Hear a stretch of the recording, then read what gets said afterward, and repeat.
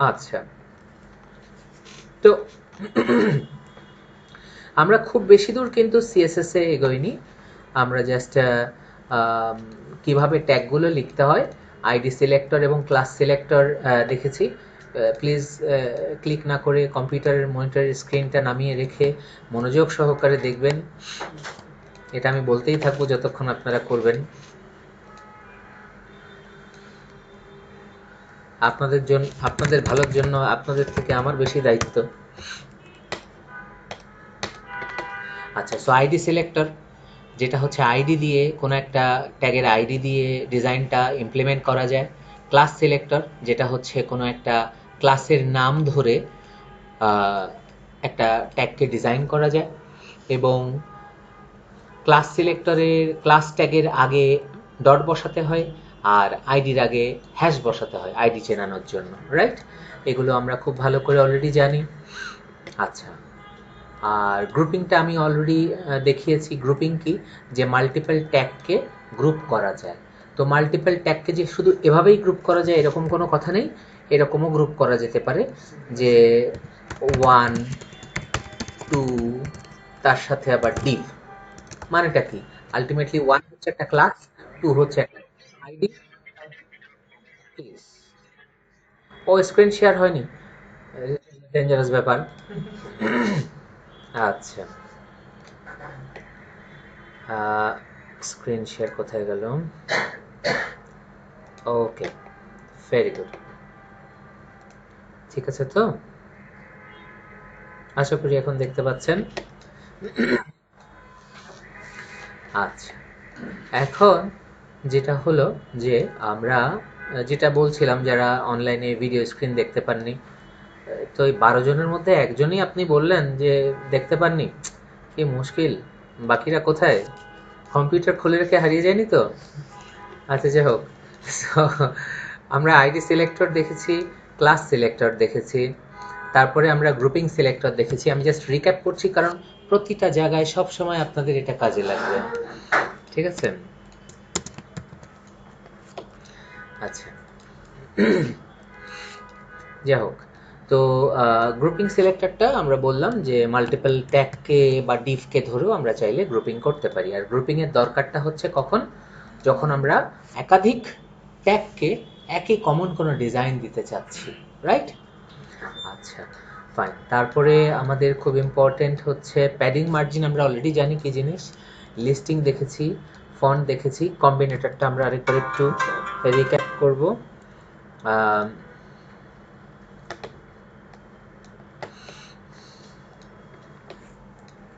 ই কমার্সের অত্যাচার এত বেড়ে গেছে, অহরহ ফোন দিতে থাকবে, আপনার এই লাগবে কিনা, আপনার ওই লাগবে কিনা। যাই হোক, সো একটা কম্বিনেটর আমরা দেখেছিলাম যেটাকে বলা হয় ডিসেন্ডেন্ট সিলেক্টর। তো ডিসেন্ডেন্ট সিলেক্টর কিরকম? ডিসেন্ডেন্ট সিলেক্টর হচ্ছে যে আমরা কোনো একটা ট্যাগ, তার ভিতরে কোনো একটা ট্যাগ, বা তার ভিতরে যদি কোনো একটা ট্যাগ থাকে, এরকম প্যাটার্ন হলে আমরা ডিসেন্ডেন্ট সিলেক্টর ইউজ করি। সহজ ভাষায় যদি বলি, কথা কথা এখানে একটা ডিভ আছে যেটাকে আমি একটা ক্লাস দিয়েছি নির্ঝর।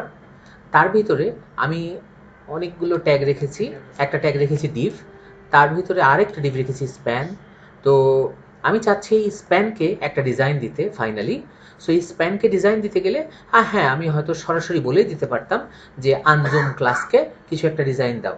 কিন্তু এখানে যদি আনজুম ক্লাসটা না থাকতো, তখন সিনারিওটা কি হতো? তখন আমি এই 24 নাম্বার অর্থাৎ এই স্প্যান ট্যাগটাকে কিভাবে ডিজাইন দিতাম? তখন উপায়টা হচ্ছে আমাকে বলতে হতো যে দেখো, নির্ঝর নামে একটা ট্যাগ আছে, সেই ট্যাগের মধ্যে নো ইউজ নামে কোনো একটা ডিভ আছে, তার মধ্যে কোনো একটা স্প্যান আছে।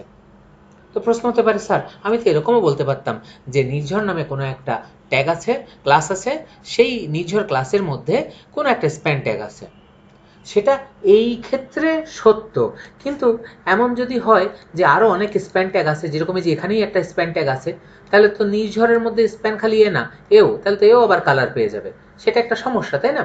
এজন্য আমাকে স্পেসিফিকভাবে বলে দিতে হচ্ছে যে আসলে মূলত আমি কাকে ডিজাইনটা দিতে চাচ্ছি।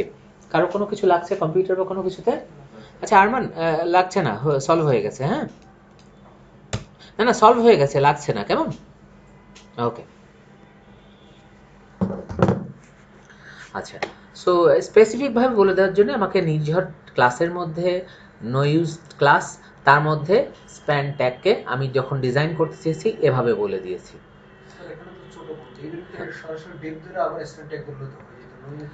না, এটা কিন্তু এই ডিভ ধরাগুলো কিন্তু জাস্ট উদাহরণ।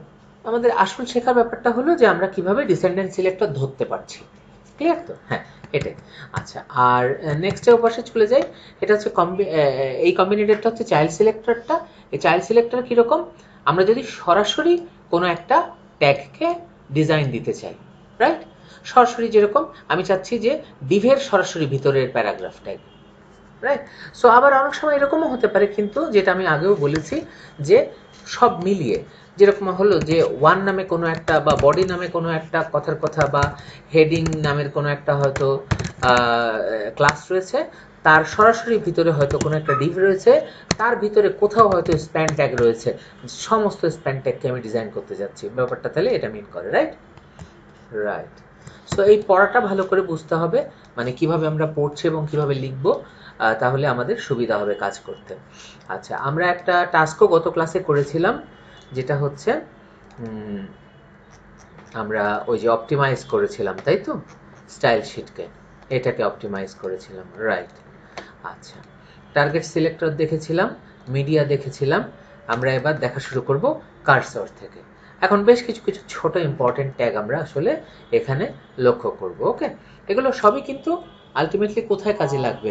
আমরা যখন লেআউট ডিজাইনিং করব, স্পেশালি যখন বুটস্ট্র্যাপে গিয়ে আমরা বুটস্ট্র্যাপ ব্যবহার করে ডিজাইন তৈরি করব, তখন আমাকে শুধু বুটস্ট্র্যাপের কোড করলে তো হবে না, ওর সাথে যে অ্যাডিশনাল ডিজাইন দিতে হবে সেগুলো এই ছোট ছোট কোডগুলো ব্যবহার করে দিতে হবে। ঠিক আছে, ওগুলো আমরা প্রচুর প্র্যাকটিক্যাল করব। আচ্ছা, আচ্ছা, বাই দ্য ওয়ে একটা জিনিস, আমি এই সপ্তাহে বেশ ব্যস্ততার মধ্যে গেছিলাম। তো আমি আসলে এডুকেশন মিনিস্ট্রিতে কনসালট্যান্ট হিসেবে বেশ কিছুদিন হলো কাজ করছি আর কি। তো ওদের একটা প্রজেক্টের কারণে আমার খুব চাপ যাচ্ছে এই সপ্তাহটাতে, এবং র্যান্ডম কিছু সেমিনার আছে, যেরকম লাস্ট সেমিনারটা ড্যাফোডিল ইউনিভার্সিটির সাথে হবে, ওরাই অ্যারেঞ্জ করেছে ওদের ওখানে।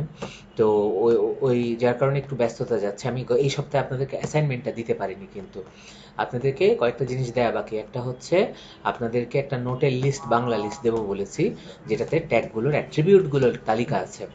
ওইটা আমি লিখছি, অলমোস্ট হয়ে গেছে। HTML মানে আলটিমেটলি অ্যাট্রিবিউট তো সব CSS এরই, আমরা HTML-এও লিখি, CSS-এও লিখি, তো একটাই আর কি। ওইটা দিয়ে দেবো ট্যাগ সহ। আরেকটা হচ্ছে আপনাদের অ্যাসাইনমেন্টটা আমি আজকে রাতেই দিয়ে দেব। আপনাদের টাইম থাকবে সামনের সপ্তাহের শুক্রবার পর্যন্ত, ঠিক আছে? সো আপনি একটা লং টাইম পাচ্ছেন, আপনাকে একটা ডিজাইনিং করতে হবে। তো আজকে ট্যাগগুলো যেগুলো শিখবেন এগুলো থেকেও আপনার শেখা হয়ে যাবে, কালকের ক্লাস থেকে অনেক কিছু শেখা হয়ে যাবে। আর আপনাদের কুইজটা আমরা নেব হচ্ছে সামনের সপ্তাহে, বাট কালকে আমরা কিছু ল্যাব প্র্যাকটিস টেস্ট দেবো আর কি। হ্যাঁ, কালকে কিছু প্র্যাকটিক্যালি আপনাদেরকে টাস্ক করতে দেবো। ওকে, এই ঠিক আছে। তাহলে আমরা এবার একটু দেখি একটা ছোট্ট অ্যাট্রিবিউট, সেটা হচ্ছে কার্সর। কার্সর কি জিনিস প্র্যাকটিক্যালি আমরা একটু দেখি।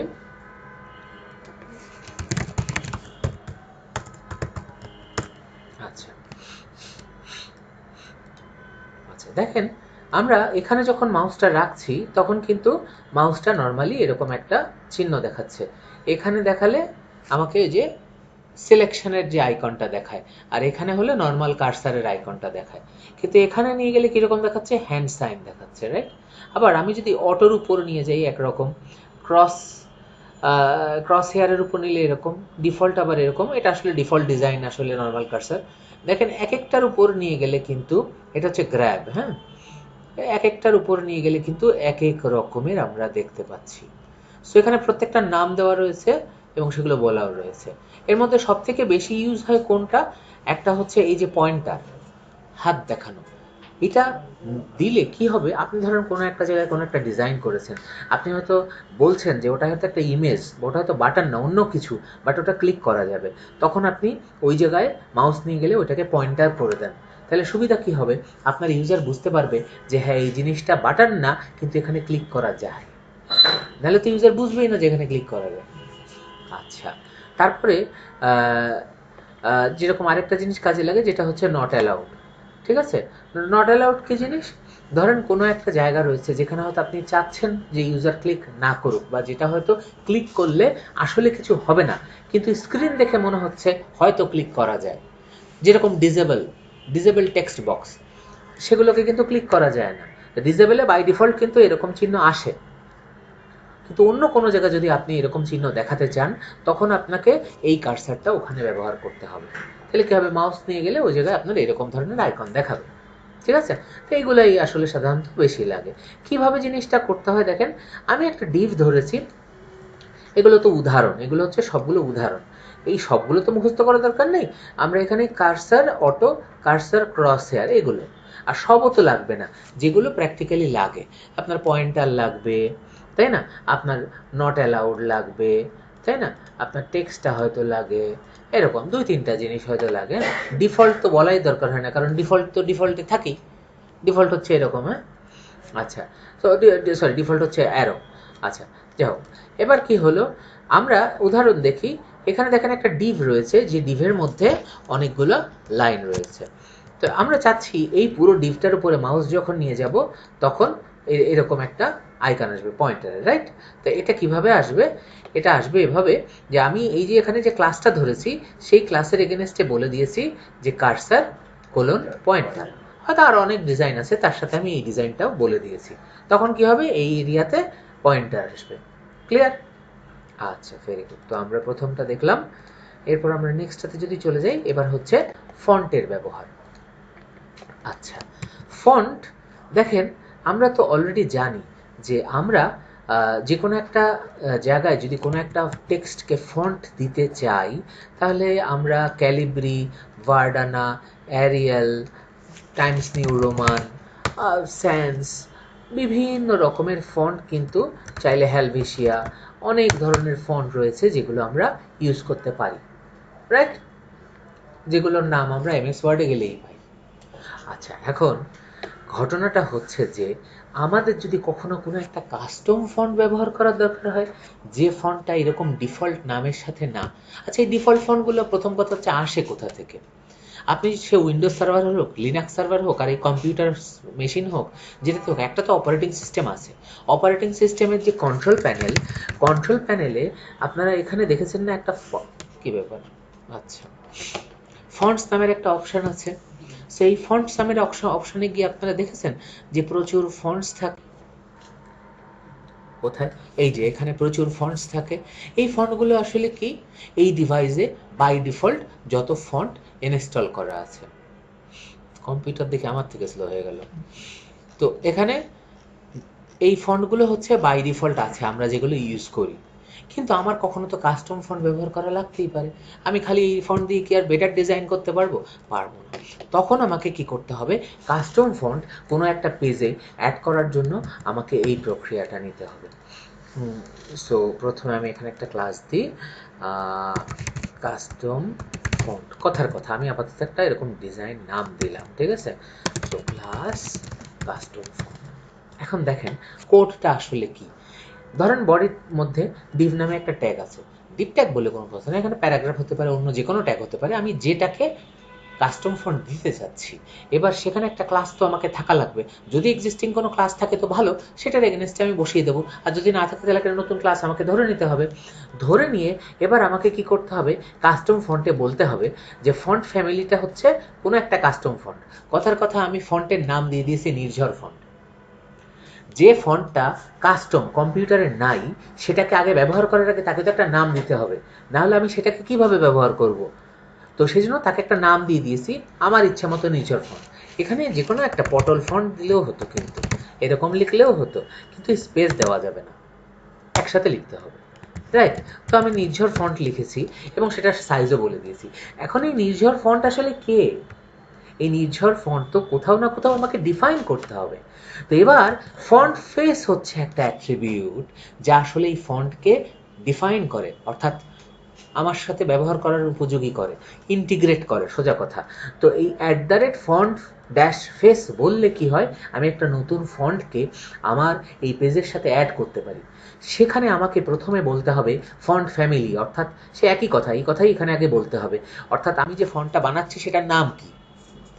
তারপরে আমাকে এখানে এসআরসিতে একটা এসআরসি অ্যাট্রিবিউট দিয়ে বলে দিতে হবে এবার ইউআরএলটা কোথায়। ইউআরএলটা হচ্ছে ফন্ট নামের একটা ফোল্ডার আছে আমার কম্পিউটারের এখানে, অর্থাৎ আমার যে প্রজেক্টটা যেখানে আছে, নিশ্চয়ই আমি বাইরে রাখবো না প্রজেক্টের, ফন্টসের মধ্যে এখানে সেন্সেশন বোল্ড নামের একটা ফন্ট রয়েছে। আচ্ছা, অনেক ফন্ট দেখবেন, ফন্টগুলো সাথে ইন জেনারেল টিটিএফ এরকম টাইপের এক্সটেনশন হয়, ট্রু টাইপ ফন্টস, ঠিক আছে। তো এই টিটিএফ ফন্টে অনেক সময় কিন্তু ফাইলের নাম এরকম স্পেস থাকে, আপনারা যেটা করবেন একটা আন্ডারস্কোর দিয়ে নেবেন, নতুবা দেবেনই না কিছু, ঠিক আছে। আপনাকে সোজা কথা স্পেস রাখা যাবে না নামের মধ্যে। এবার কি করতে হবে যে আপনাকে এই নামটা এখানে ব্যবহার করতে হবে, বলে দিতে হবে যে ফন্টস ফোল্ডারের মধ্যে যাও, তারপরে সেন্সেশন বোল্ড টিটিএফ ফন্টটা তুমি ব্যবহার করো, ঠিক আছে। তখন কি হবে, তখন কিন্তু আমি এই কাস্টম ফন্টটা দেখতে পাবো। সি, এখন কিন্তু অন্য ডিজাইন দেখাচ্ছে, রাইট? তার মানে এটা কিন্তু এখন আর নর্মাল ফন্ট না, এটা দেখতে ভালো লাগছে না, একটু ম্যাক শেপের মতো, হ্যাঁ।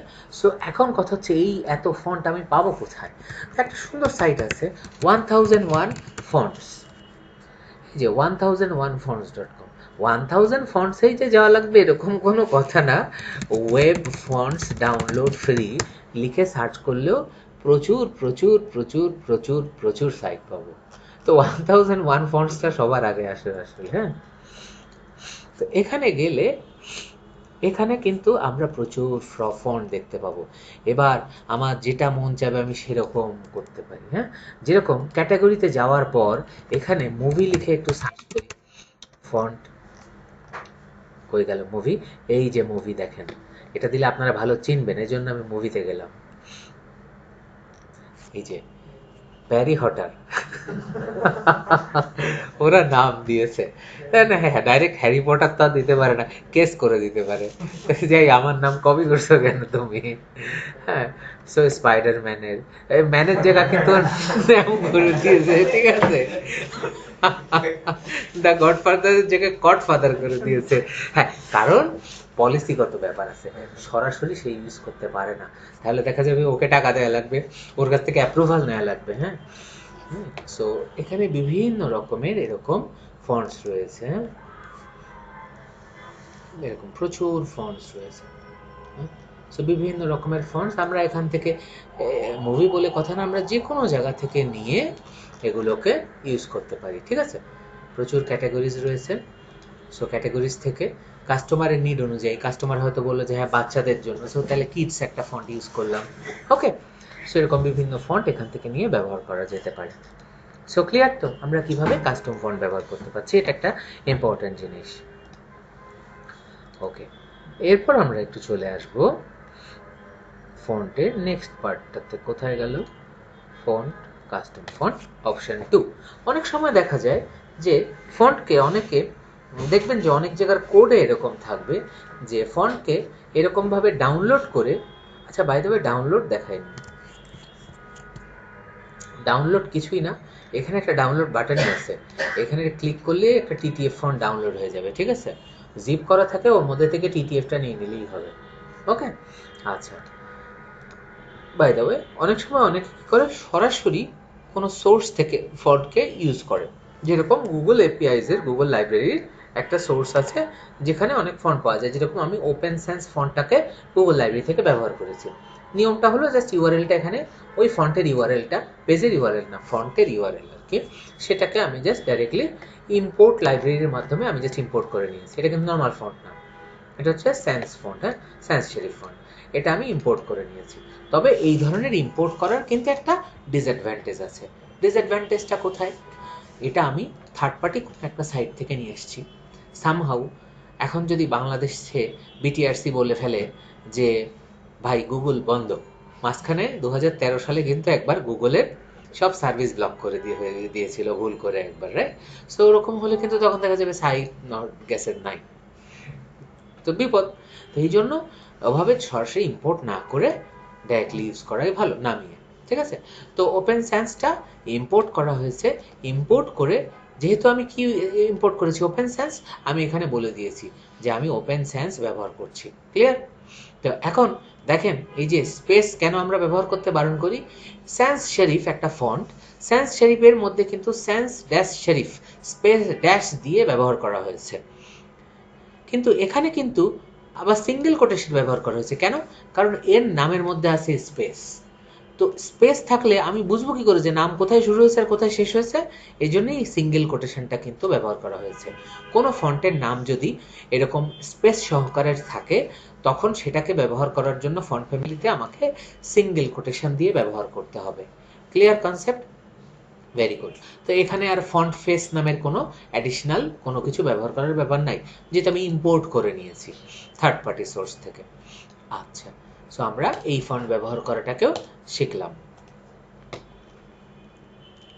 এবার চলে আসছি আমরা বর্ডারসে। বিভিন্ন রকমের বর্ডার তৈরি করা যায়।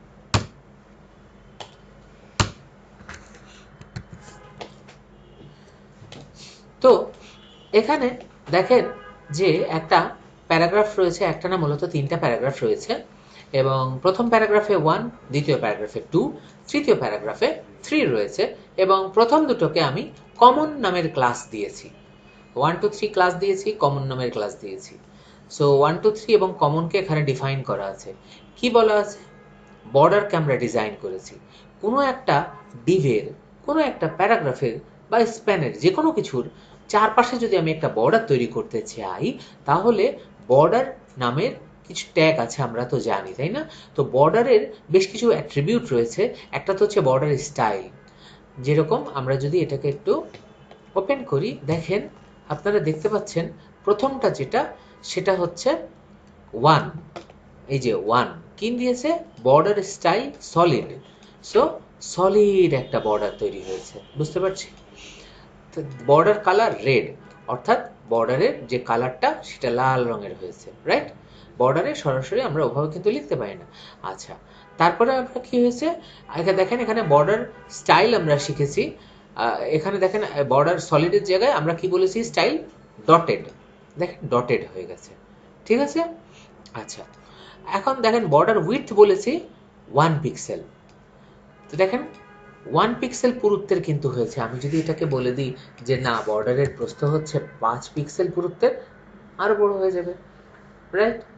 সো তার মানে আমরা চাইলে প্রস্থ বলে দিতে পারি এবং কালারও বলে দিতে পারি, হ্যাশ কোডে বলে দিতে পারি এই কালারটা হচ্ছে হ্যাশ কোডে, রাইট? সো আমরা যদি এখানে বিডি বিডি বিডি দিয়ে দিই, গ্রে কালার হয়ে যাবে না, হ্যাশ কালারের, ঠিক আছে? আচ্ছা, সব কোড মুখস্থ করা দরকার নেই আপনাদের। তো এই যে লাইনটা, এটাকে শর্টকাটে এক লাইনে লেখা যায়। এই border style, border with, border কালারকে এক লাইনে শুধু বর্ডার বলে লিখে ফেলা যায়।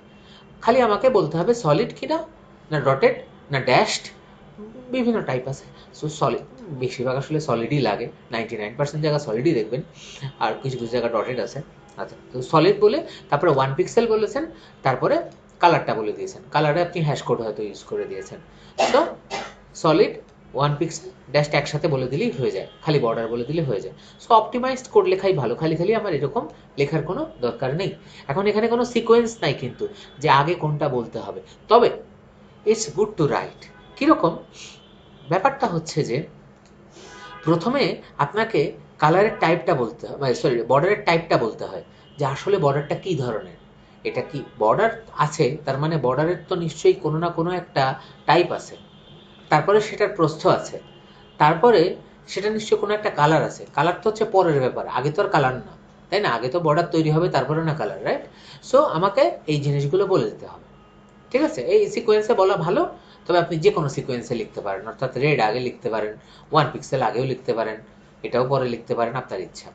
হ্যাঁ, সো দেখেন তিনটাই কিন্তু ডিজাইন পেয়েছে, কিন্তু কমন ডিজাইন আবার এখানে কি পেয়েছে? ভার্ডানা। এই কমনটা আমি কিন্তু এভাবে দুটোকে ভার্ডানা দিয়েছি, তার মানে এই দুটো ভার্ডানা পেয়েছে, নিচেরটা কিন্তু ভার্ডানা পাইনি। ক্লিয়ার? তো ওইটা একসাথে আবার এটাও দেখিয়ে দেওয়া হয়েছে যে আমরা কমন ক্লাস কিভাবে ব্যবহার করতে পারি। ওকে, আচ্ছা, এবার আমরা একটু সামনের দিকে চলে যাই। ঘুম পেলে বলবেন, আমরা স্লো যাব, ব্রেক দেব। কি হলো? আচ্ছা, দেখেন অনেক জায়গায় আপনারা লক্ষ্য করেছেন না, এরকম বক্স থাকে, যেটা বক্স সাইজেবল বক্স। আচ্ছা, দেখেন এগুলো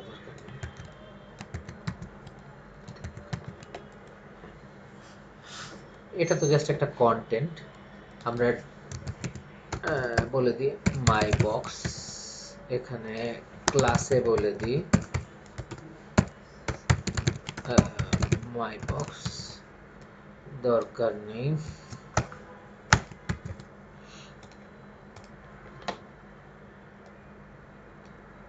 আচ্ছা দেখেন এখানে একটা ডিভ রয়েছে, ঠিক আছে, সেই ডিভটা তো ইটস গুড টু হ্যাভ যে এরকম ভাবে লেখা ভালো, রাইটিং একটা স্ট্যান্ডার্ড। শুরু করলাম, শেষ করলাম।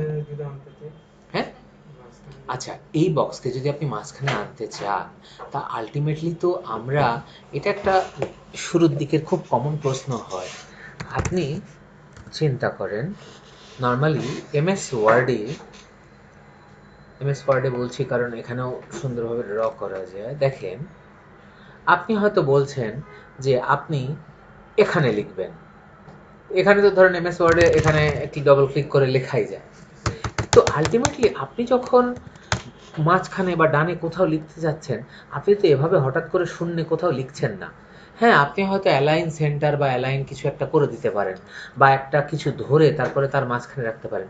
কিন্তু প্র্যাকটিক্যালি কি হয়, আমরা পুরো একটা পেজকে কিন্তু অনেকগুলো ভাগে ভাগ করে ফেলি। তো বেসিক্যালি আমরা 12টা ভাগে ভাগ করে ফেলি। এবার যখন ভাগ করে ফেলি, ভাগ করে ফেলাটাকেই কিন্তু আসলে গ্রিড সিস্টেম বলে। এবার কি হয়, স্যার আমি চাচ্ছি মাঝখানে বসাতে, তাহলে সাইডে কি থাকবে, স্যার দুই সাইড ফাঁকা থাকবে। তাহলে আমি কি করব, প্রথম 4টা ব্লক ফাঁকা, তারপরে 4টা ব্লক নিয়ে একটা ব্লক, তারপরে 4টা ব্লক নিয়ে আরেকটা ব্লক। এবার আমি বলবো এইখানে আমার ওই কোডটা বসবে, ওই যে যেটার কোড কেবল আমি লিখেছি, আর বাকি এপাশ এপাশ ফাঁকা। তাহলে এটা কি হলো, এটা গ্রিড সিস্টেমে এটা 3টা মিলে একটা হয়েছে, এটাও 3টা মিলে একটা হয়েছে, এটাও 3টা মিলে একটা হয়েছে। এটাকেই বলে হচ্ছে কল ওই এমডি বা কল SM3 বুটস্ট্র্যাপের ভাষায় যদি বলি, আর আমরা ওই কল স্প্যান 3, ঠিক আছে। আলটিমেটলি 3টে মিলে একটার বিস্তার, এখানেও 3টা মিলে একটার বিস্তার, আর এখানে আমি এটাও 3টা মিলে একটার বিস্তার, কিন্তু এখানে আমি কোডটা বসিয়েছি, তাহলেই তো মাঝখানে বসে গেল। তা আমি তো পুরো পেজকে অনেকগুলো এরকম ব্লকে ব্লকে ব্লকে ব্লকে ভাগ করে ফেলছি, বোঝা গেছে। তো এখন তো মাঝখান কেন, আমি ডানে বামে যে কোনো জায়গায় বসাতে পারবো। কনসেপ্টটা হচ্ছে এটা একটা পেজের মধ্যে। হ্যাঁ ক্লিয়ার। আগে তো ভাগ করতে হবে। সো আমার পুরো পেজকে আগে ভাগ করার দরকার নেই, আমরা তো রো বাই রো যাই। প্রথমে একটা রো, সেটার কাজ শেষ করি, তারপরে একটা রো। সো আমি প্রথম রোটাই তো 12 ভাগে ভাগ করে ফেলছি। এবার আমি যে পাশে যতটুকু রাখি, যেখানে যা রাখি। Clear, very good. এটাই আসলে কনসেপ্ট, আর কিছু না। আমরা দেখবো, গ্রিডে গিয়ে দেখবো এগুলো প্র্যাকটিক্যালি। আচ্ছা এখন কি হলো, আমরা কি করেছি, মাই বক্স একটা ক্লাস ধরেছি, তারপরে এই মাই বক্স ক্লাসের মধ্যে বলেছি যে আমাদের যে বর্ডারটা সেটা হচ্ছে 2 পিক্সেলের সলিড বর্ডার, কিন্তু কালার বলিনি। তার মানে বাই ডিফল্ট ব্ল্যাক হয়েছে, স্বাভাবিকভাবে কিছু না থাকলে সেটা সাদার উপর তো কালো কালারই হবে। প্যাডিং বলে দিয়েছি 10 পিক্সেল 40 পিক্সেল। তাহলে কি হয়েছে দেখেন, 10 পিক্সেল 40 পিক্সেল আপনি যেখানেই দেখবেন এরকম। আমরা এর আগে কি দেখেছি, প্যাডিং 4 ভাবে লেখা যায়। একটা হচ্ছে প্যাডিং 10 পিক্সেল, এটার মানে হচ্ছে চারিদিকে 10 পিক্সেল, রাইট। আবার বলতে পারি padding top, padding bottom, padding left, padding right, right. আবার আমরা এরকম বলতে পারি প্যাডিং বলে এক্স ওয়াই, সরি এটা তো এক্স অক্ষ, হ্যাঁ ঠিকই তো, এক্স ওয়াই, ঠিক আছে। সো আলটিমেটলি কি হচ্ছে, সরি আমি উল্টো বললাম মনে হয়, এটা ওয়াই না, তাহলে এটা ওয়াই, তারপরে হচ্ছে এক্স, ঠিক আছে। অর্থাৎ এটা আসলে ওভাবে না বলে এটা হাইটে আর এটা উইডথে, ঠিক আছে। সো সেটা আসলে ইজি আন্ডারস্ট্যান্ডেবল। তাহলে কি হলো, এই দুটো বলা আছে, তার মানেটা হচ্ছে এটা হচ্ছে দৈর্ঘ্যে প্রস্থে, মানে উপরে উপরে নিচে, আর এটা হচ্ছে ডানে বামে, ঠিক আছে। সো ওটা আসলে ওই ওয়াই এক্সই। সো আলটিমেটলি কি হচ্ছে, আমরা এটা বলতে বোঝাচ্ছে যে উপরে নিচে 10 পিক্সেল আর ডানে বামে হচ্ছে 40 পিক্সেল, ঠিক আছে। এপাশেও 40, এপাশেও 40, ক্লিয়ার। তো তাহলে এটাও দেখলাম সাইজ আমরা এখানে উইডথে বলে দিয়েছি 300 পিক্সেল। 300 পিক্সেলের কারণে অতটুকু বক্স, এটা যদি 500 পিক্সেল বলে দিতাম আরো বড় বক্স হতো। আমরা যতটুকু বলে দেবো প্রস্থ, তাই না? হাইটও বলে দিতে পারতাম। আর রিসাইজে আমি বলে দিয়েছি বোথ, আর ওভারফ্লোতে বলে দিয়েছি অটো। দেখেন ওভারফ্লো আমি যদি না বলতাম তাহলে কিন্তু আলটিমেটলি এটা কোনো কাজ করতো না, স্ক্রলারও আসতো না। আবার আমি যদি রিসাইজ বোথও না বলতাম তাহলেও কিন্তু স্ক্রলার আসতো না। আমাকে তার মানে দুইটা প্যারামিটার ম্যান্ডেটরিভাবে বলা লেগেছে, রিকোয়ার্ড। একটা হচ্ছে রিসাইজ বোথ, আর একটা হচ্ছে ওভারফ্লো অটো। অর্থাৎ যদি এখানে বেশি টেক্সট হয়ে যায় সেটাকে অটোমেটিক এর মধ্যে তুমি অ্যাডজাস্ট করো। আর আরেকটা হচ্ছে রিসাইজ করো বোথ সাইডে, বোথ সাইডে রিসাইজ করার অপশন দাও। তার মানেই হচ্ছে এদিকেও রিসাইজ করতে পারবো, এদিকেও রিসাইজ করতে পারবো। বোথ সাইডে রিসাইজ করা মানেই হচ্ছে এই রিসাইজ বোথ। আর ওভারফ্লোটাকে আমি অটো অ্যাডজাস্ট করে দিয়েছি। এটা বলা মানেই হচ্ছে এরকম বক্স আসবে যেটার এরকম অপশান থাকবে রিসাইজ করা। এটা কখন কাজে লাগে? ধরেন আপনি কোনো একটা লিমিটেড স্পেসের মধ্যে হয়তো একটা ইনফরমেশন এরকমভাবে দেখাচ্ছেন, অনেক জায়গায় লাগে। আমি হয়তো এটাকে পুরো পুরো পেজ জুড়ে দেখাতে যাচ্ছি না, কাস্টমারের যদি মনে হয় সে এরকমভাবে দেখে নেবে। এটা স্পেশালি অ্যাডমিন প্যানেলগুলোতে দেখবেন অনেক জায়গায় কাজে লাগে। অ্যাডমিন প্যানেলে হয়তো একটা ড্যাশবোর্ড বানানো হয়েছে যেখানে অনেক রিপোর্ট দেখানো হচ্ছে, তো কোনো কিছুর একটা ডেসক্রিপশন কোথাও রয়েছে, আপনি চাচ্ছেন না পুরো ডেসক্রিপশনটা পুরো পেজ জুড়ে হোক, ওইটুকু জায়গা জুড়ে হোক। কাস্টমারের দরকার হলে সে বড় করে দেখে পড়ে নেবে, তারপর আবার ছোট করে রেখে দেবে। তখন এই ধরনের রিসাইজ বোর্ড অটো এটা আমাদের লাগে। ক্লিয়ার? আচ্ছা, এখানে আরেকটা জিনিস আছে যেটা হচ্ছে ওয়ার্ড ব্রেক। দেখেন আপনি দেখছেন যে এখন কিন্তু যখনই রিসার্চ করছি ওয়ার্ডগুলো নেমে নেমে যাচ্ছে। তো আমি যদি ওরকম না বলে আমরা যদি বলি যে ওয়ার্ড ব্রেকটা সব ব্রেক অল করুক। ব্রেক অল মানে হচ্ছে সব কিছুকেই ভেঙে ফেলুক। এ কথার মানে কি? এ কথার মানে হচ্ছে দেখেন অক্ষর বরাবর কিন্তু ব্রেক হচ্ছে, বুঝতে পারছেন? ওয়েদারের এটুক এখানে, বাকিটা কিন্তু এখানে। স্পেসিফাইজের এটুক এখানে, বাকিটা এখানে। এটা কিন্তু তখনই হয়েছে যখন বলেছি ওয়ার্ড ব্রেক ব্রেক অল, অর্থাৎ ওয়ার্ডের পুরোটাই তুমি ভেঙে ফেলো, আমি বলে দিচ্ছি। ক্লিয়ার? সো এটা একটা অপশনাল, কারণ এটাকে প্র্যাকটিক্যালি আমরা খুব একটা ইউজ করি না, কারণ এটা খুব একটা রিডেবল হয় না। ঠিক আছে? তো এই জন্য অতটা কাজে লাগে না, এই জন্য আমি কমেন্টে রেখে দিয়েছি। আর এই দুটো রিকোয়ার্ড সেটা আমি বলে দিয়েছি। ক্লিয়ার? ওকে, ঠিক আছে। এরপর আমরা চলে আসবো অপাসিটিতে।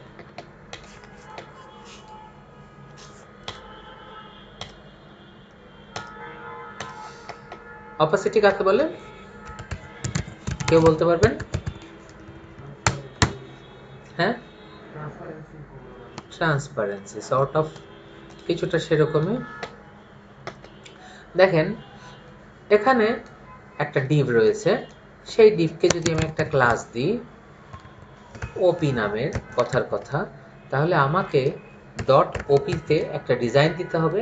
আমরা বলেছি ব্যাকগ্রাউন্ড কালার লাইট ব্লু, তো লাইট ব্লুই তো কালার হয়েছে এখানে, তাই না? আচ্ছা, আমরা তারপরে কি করেছি, আচ্ছা বাই দ্য ওয়ে এর মধ্যে আবার একটা ইমেজকে রেখেছি, বুঝতে পারছি? ব্যাকগ্রাউন্ডে ইমেজ দিইনি কিন্তু, আমরা ইমেজ কিন্তু ব্যাকগ্রাউন্ডে দিইনি, আমরা ডিভের মধ্যে ইমেজকে রেখেছি। বোঝা গেছে? আচ্ছা, সো আমরা কি বলেছি, এই পুরো ডিভটা, তার মানে এই ইমেজ সমেত সব কিছুরই অপাসিটি হচ্ছে 1, মানে হচ্ছে ফুললি আমি একটা জিনিসকে ভিজুয়ালাইজ করতে পারছি। আমি যদি এটাকে 0.5 বলে দিই তাহলে এবার কি ঘটনা ঘটবে, এটা কিন্তু হালকা হয়ে গেছে, ডিম হয়ে গেছে, তার মানে লেস ভিজিবল হয়ে গেছে, ভিজিবিলিটিটা আরো হালকা লাইটার করে দিয়েছি আমি। এখন প্রশ্ন হচ্ছে এ বস্তু কাজে লাগে কোথায়? এটা এখন কাজে লাগবে না, এটা জাভাস্ক্রিপ্ট সমেত কাজে লাগবে অ্যানিমেশনে গিয়ে।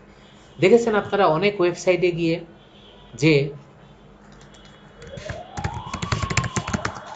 দাঁড়ান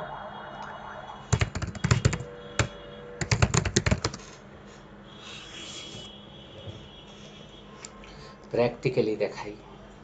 কোন এক দেশে বাস করছি, ঢাকা শহরে থাকলে আমি হিসাব করে দেখেছি প্রতিদিন, ধরেন আপনার বাসা মগবাজার, আপনার অফিস যদি উত্তরাতে হয়, বা ধরেন মতিঝিলের ও প্রান্তে হয়, তাহলে আপনাকে রাস্তায় মিনিমাম আধা ঘন্টা 45 মিনিট, ওদিকে আধা ঘন্টা 45 মিনিট, আবার মিটিংয়ে গেলে আধা ঘন্টা 45 মিনিট, সব মিলায় কম হলেও এরকম 1-1.5 ঘন্টা যদি আপনি জ্যামে দাঁড়িয়ে থাকেন, তাহলে আপনার জীবনের 8 বছর আপনি জ্যামে কাটাচ্ছেন, ক্যারিয়ার লাইফ। হ্যাঁ, 8 বছর, তার আগে বাচ্চা বয়স তো বাদ দিলাম, তার মানে মোটামুটি 10 বছর আপনি জ্যামে। এদিকে বাকি, আমি হিসাব করে দেখেছি, বাকি 5 বছর আপনি ইন্টারনেটে কম্পিউটারের দিকে তাকিয়ে বসে আছেন, যে কম্পিউটার লোড হচ্ছে, ইন্টারনেট লোড হচ্ছে, পেজ আসছে। তো জীবনের 15 বছর যদি খালি অপেক্ষায় আমাদের চলে যায়, তো কি অবস্থা হবে আমাদের ভবিষ্যতের। হ্যাঁ, দেখো আমরা কি দেখছিলাম, অপাসিটি। দেখেন এই যে ছবিগুলো দেখতে পাচ্ছেন, এগুলো কিন্তু অপাসিটি দেওয়া। আমি যখন হোভার করছি, হোভারে কিন্তু কালার আসছে, তার মানে কি এখন অপাসিটি পয়েন্ট হয়তো 0.3। যখনই হোভার করলাম অপাসিটি 1, তার মানে পূর্ণ দৃশ্যমান 1। হালকা, এটা আপনি যতটুকু হালকা রাখেন সেটার উপর ডিপেন্ড করবে। সো প্র্যাকটিক্যালি বোঝা গেছে যেটা কিভাবে কাজে লাগছে। আচ্ছা, সো ঘটনাটা হচ্ছে যে এখানে আপনি যদি এখন 1 করে দেন, তাহলে আরও হালকা, একটু বেশি হালকা, চশমা লাগবে আর কি। তো ব্যাপারটা হচ্ছে এটা আপনার উপর ডিপেন্ড করবে। ডিজাইনে এরকম কেউ কোথাও বলে দেয়নি যে এত পার্সেন্ট হওয়া লাগবে, এটা হচ্ছে আপনার উপর, আপনার ডিজাইন চয়েসের উপরে, কাস্টমারের রিকোয়ারমেন্ট এবং আপনার চয়েসের উপর, যে কতটুকু হালকা আপনি দেখাতে চাচ্ছেন। এখন তাহলে এখানকার ভ্যালুটা কি? ভ্যালুটা হচ্ছে 0 থেকে 1 পর্যন্ত। 1 দিলে পূর্ণ, 1.0 দিলেও যা, 1 দিলেও তাই, আর 0 দিলে তো নাই, একদম অদৃশ্য। কিন্তু এরিয়াটা কিন্তু থাকবে, এখানে কিছু একটা আছে, ঠিক আছে। আচ্ছা, আর 0.5 দিলে অর্ধেক, তারপর আপনি যা ইচ্ছা বসান। এখন আপনার সুবিধা মতো এটাকে আপনি করবেন।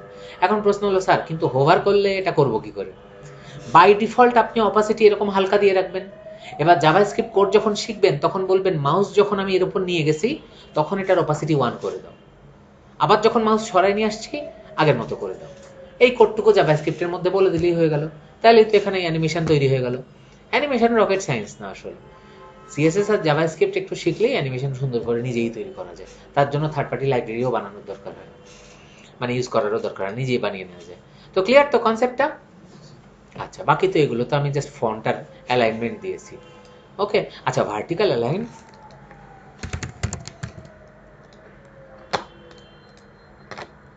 এটা এখানে অবশ্য কাজ করবে না এভাবে। আমরা 1 দিয়ে সেভ করে দিই।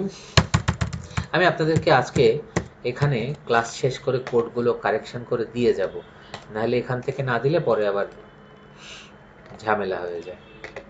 আচ্ছা, এরপর আমরা চলে যাই বক্স শ্যাডোতে। বক্স শ্যাডোটা দিয়ে আমরা একটা 5 মিনিটের ছোট্ট বিরতিতে যাব। হ্যাঁ, আচ্ছা,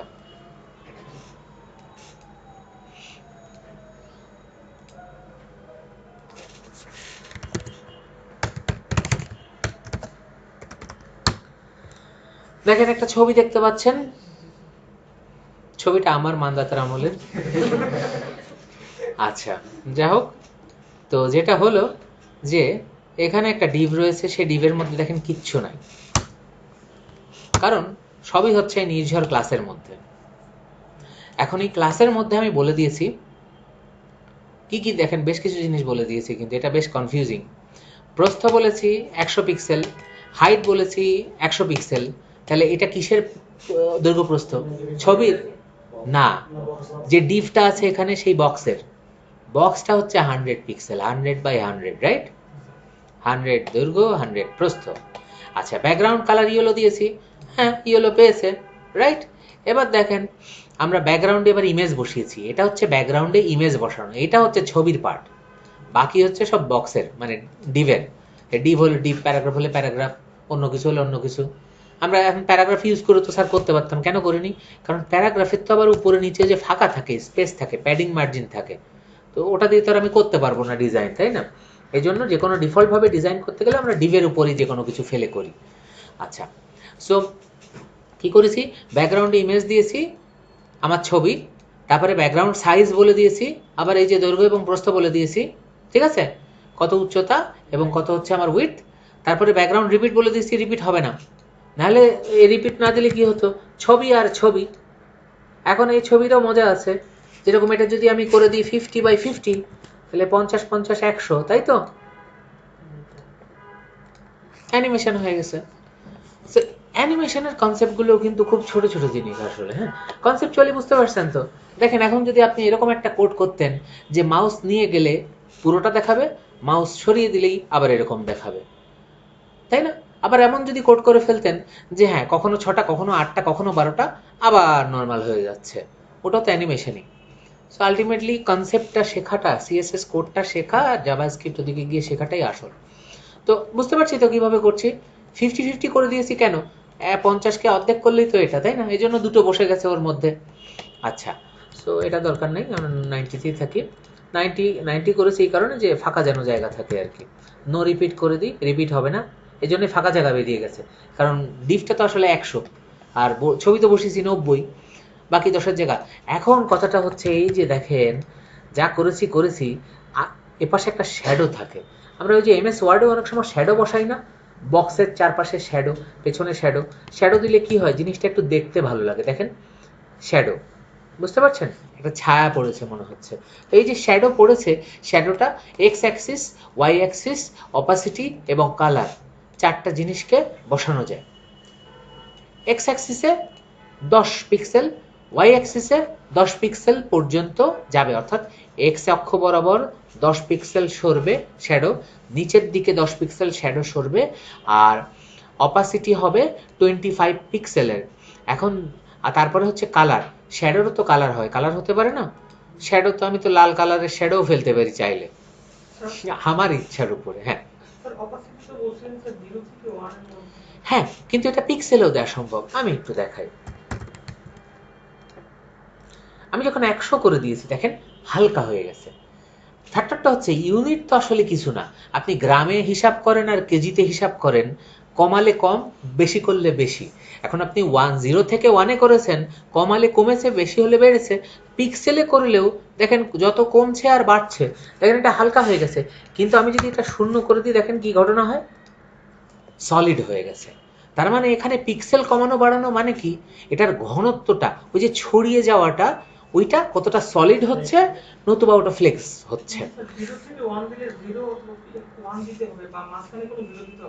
হ্যাঁ না, ওখানে পিক্সেল দিলে তো ওই ওইখানে অপাসিটিটা হচ্ছে যে আমি কতটা ডার্ক, মানে কতটা সলিড নতুবা হালকা দেখাচ্ছি, আর এখানকার পার্সেন্টটা হচ্ছে যে আমি কতটা সলিড নতুবা কতটা ফ্লেক্সিবল করছি। দেখেন এখানে যদি আমি এবার 10 পিক্সেল দিই, দেখেন দিলেই বুঝতে পারবেন 10 পিক্সেল দিলে হালকা হয়েছে।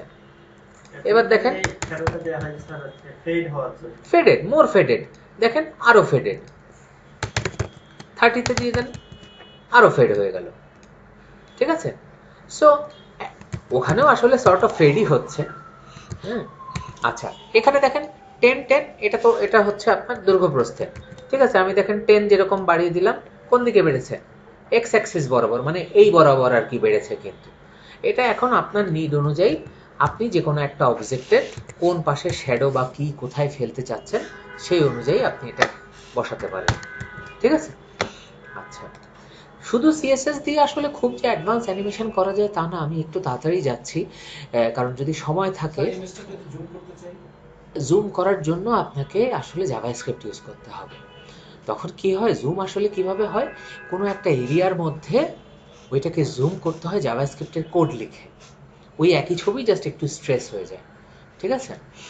তো আপনাদের কারিকুলামে টপিকে সিএসএস রয়েছে, কিন্তু আমি অনেক সময় যদি সময় থাকে, এটা সময়ের উপর ডিপেন্ড করে, তখন সিএসএস 3 দেখাই একটু। 3 হচ্ছে মূলত অ্যানিমেশনের জন্য, হ্যাঁ, লেটেস্ট ভার্সন এরকম কিছু না বলতে। হ্যাঁ আচ্ছা, হরাইজন্টাল অ্যালাইনমেন্ট এবার। ও আচ্ছা, এখন আপনাদেরকে একটা ব্রেক দেওয়ার কথা ছিল। হ্যাঁ হ্যাঁ ছবিগুলো একটা ছবি এক এক সাইজ হয়ে থাকে, হ্যাঁ, সেক্ষেত্রে আমি বাই ডিফল্ট কিভাবে উল্লেখ করে দেব সবগুলো ছবি একই সাইজ হবে?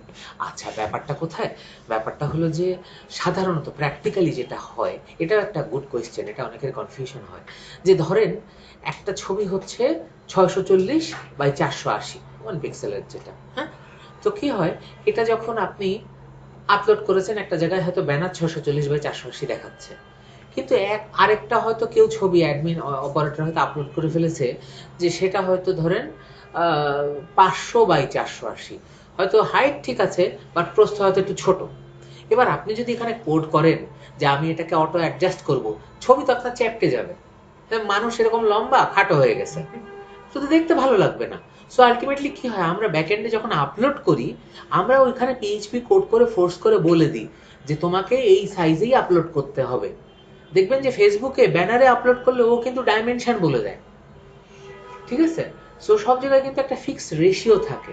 আপনি যখন কোনো জায়গায় ইমপ্লিমেন্ট করবেন ওই ফিক্সড রেশিওতে না করলে কিন্তু হবে না। এখন আপনি ইউজারের কাছ থেকে ফোর্সফুলি ওইটা নেবেন যে এই সাইজেই হতে হবে, সেইটা আপনি ব্যাকএন্ডে করতে পারেন।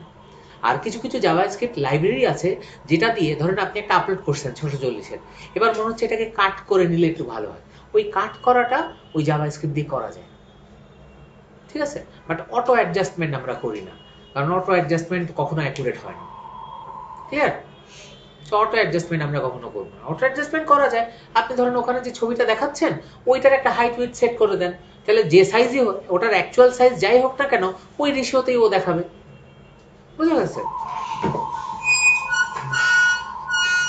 ধরেন আমি এইখানেই ধরেন 90/90 বলে দিয়েছি, আমার ছবি যদি স্কোয়ার না হয়ে লম্বা হতো ও কিন্তু 90/90 দেখাবে এখানে, কারণ আমি তো 90/90 বলে দিয়েছি, কিন্তু জিনিসটা চ্যাপ্টা আসতো। তো আমাকে ওই অনুযায়ী সাইজে আপলোডও করতে হয়েছে। আচ্ছা, আমরা একটা ব্রেক নিই, হ্যাঁ ঠিক আছে? আমরা একটা ছোট্ট ব্রেক নিই, জাস্ট 5 মিনিটের, খুব বেশি দূরে যাবেন না। আমরা মঙ্গল গ্রহের 5 মিনিট সময় নিয়ে চলে এসেছি, এখন আমরা ক্লাস শুরু করব।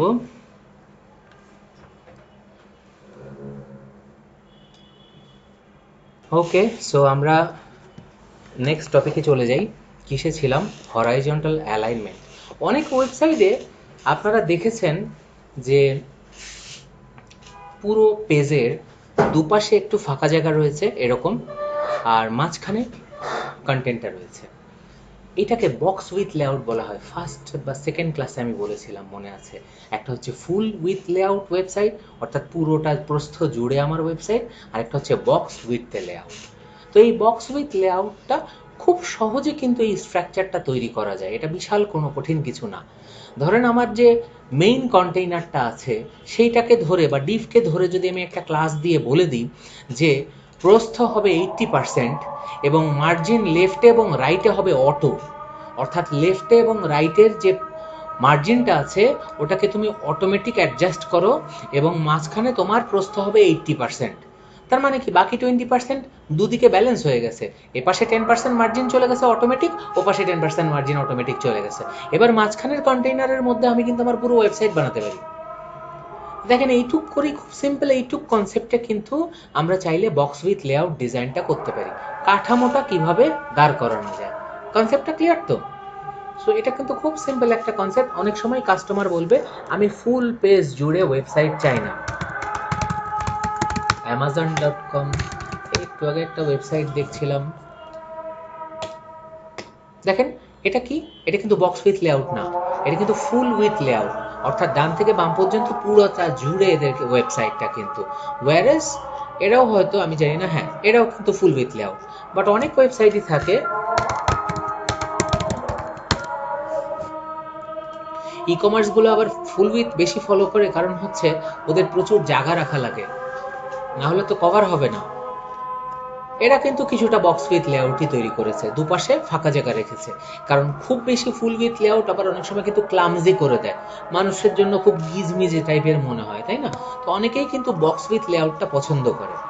সো বক্স উইথ লেআউটে আমার এই ধরনের এভাবে আমরা খুব সুন্দরভাবে করে ফেলতে পারি। জাস্ট 3টা জিনিস, মার্জিন লেফট রাইট অটো করব এবং প্রস্থটা 80 করি 90 করি, যা ইচ্ছা আমার সুবিধা মতো করব, বাকিটা দুপাশে অটো ফাঁকা হয়ে যাবে। ঠিক আছে,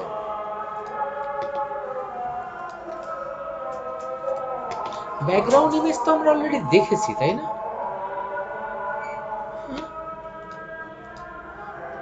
হ্যাঁ, ব্যাকগ্রাউন্ড ইমেজ আমি অলরেডি দেখিয়েছি, ফার্স্ট ক্লাসেই দেখিয়েছিলাম। রাইট রাইট, এটা মনে হয় রিপিটেটিভ চলে আসছে।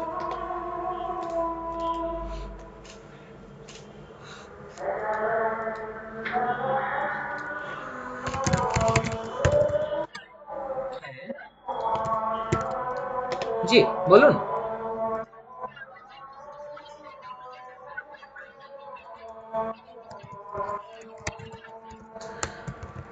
গত ক্লাসে আমি একটা রেসপন্সিভনেসের ডিজাইন দেখিয়েছিলাম, যেই ডিজাইনটা, হ্যাঁ, আপনি কোনটার কথা বলছেন?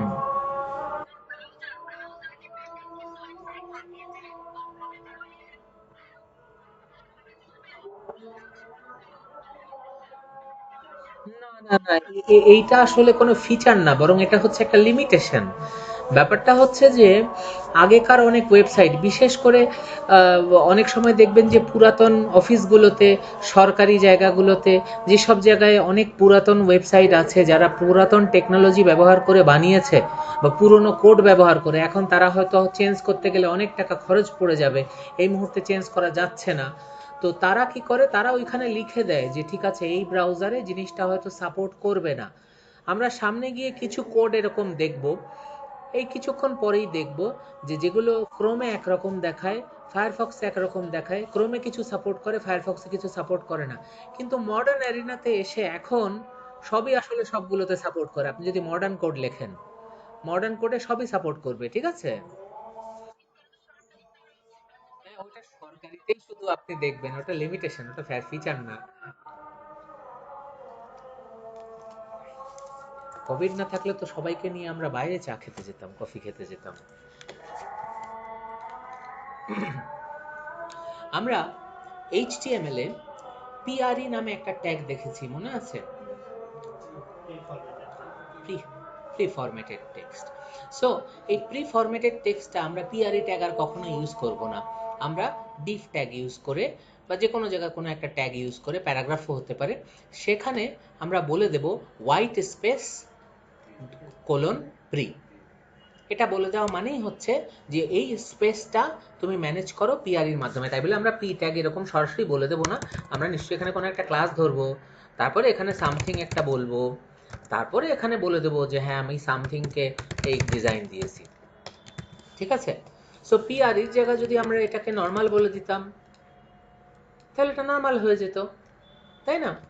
সো ফ্রি, এই তো। আর নো র্যাপ আসলে ওরকম কোনো কাজের না, র্যাপিং হবে না এটা বোঝায়। দেখেন, নো র্যাপ দিয়ে দেওয়া মানে কি, আমার পেজ ভেঙে ও পাশে চলে গেছে, এ কি আর আমার প্র্যাকটিক্যালি কোথাও কাজে লাগে? লাগে, লাগে। প্র্যাকটিক্যালি কাজে কিছু কিছু জায়গায় লাগে, এটা পরে আমরা দেখব, হ্যাঁ। বাট মেইনলি আসলে পিআরই কাজে লাগবে, আমাদের রেগুলার ওয়েব ডিজাইনে পিআরই ট্যাগই কাজে লাগবে, হ্যাঁ। পিআরই নতুবা নর্মাল। নর্মাল তো বাই ডিফল্ট থাকেই, এটা তো আর বলে দেওয়ার দরকার নেই, শুধু পিআরই ট্যাগের বদলে আমাকে এটা ব্যবহার করতে হবে, ঠিক আছে? আচ্ছা, এবার আমরা চলে যাব ফ্লটে। খুব মনোযোগ দিয়ে জিনিসটা দেখবেন, জিনিসটা বেশ কাজে লাগে, হ্যাঁ। কোনো এক অসুস্থতার সময় তোলা ছবি।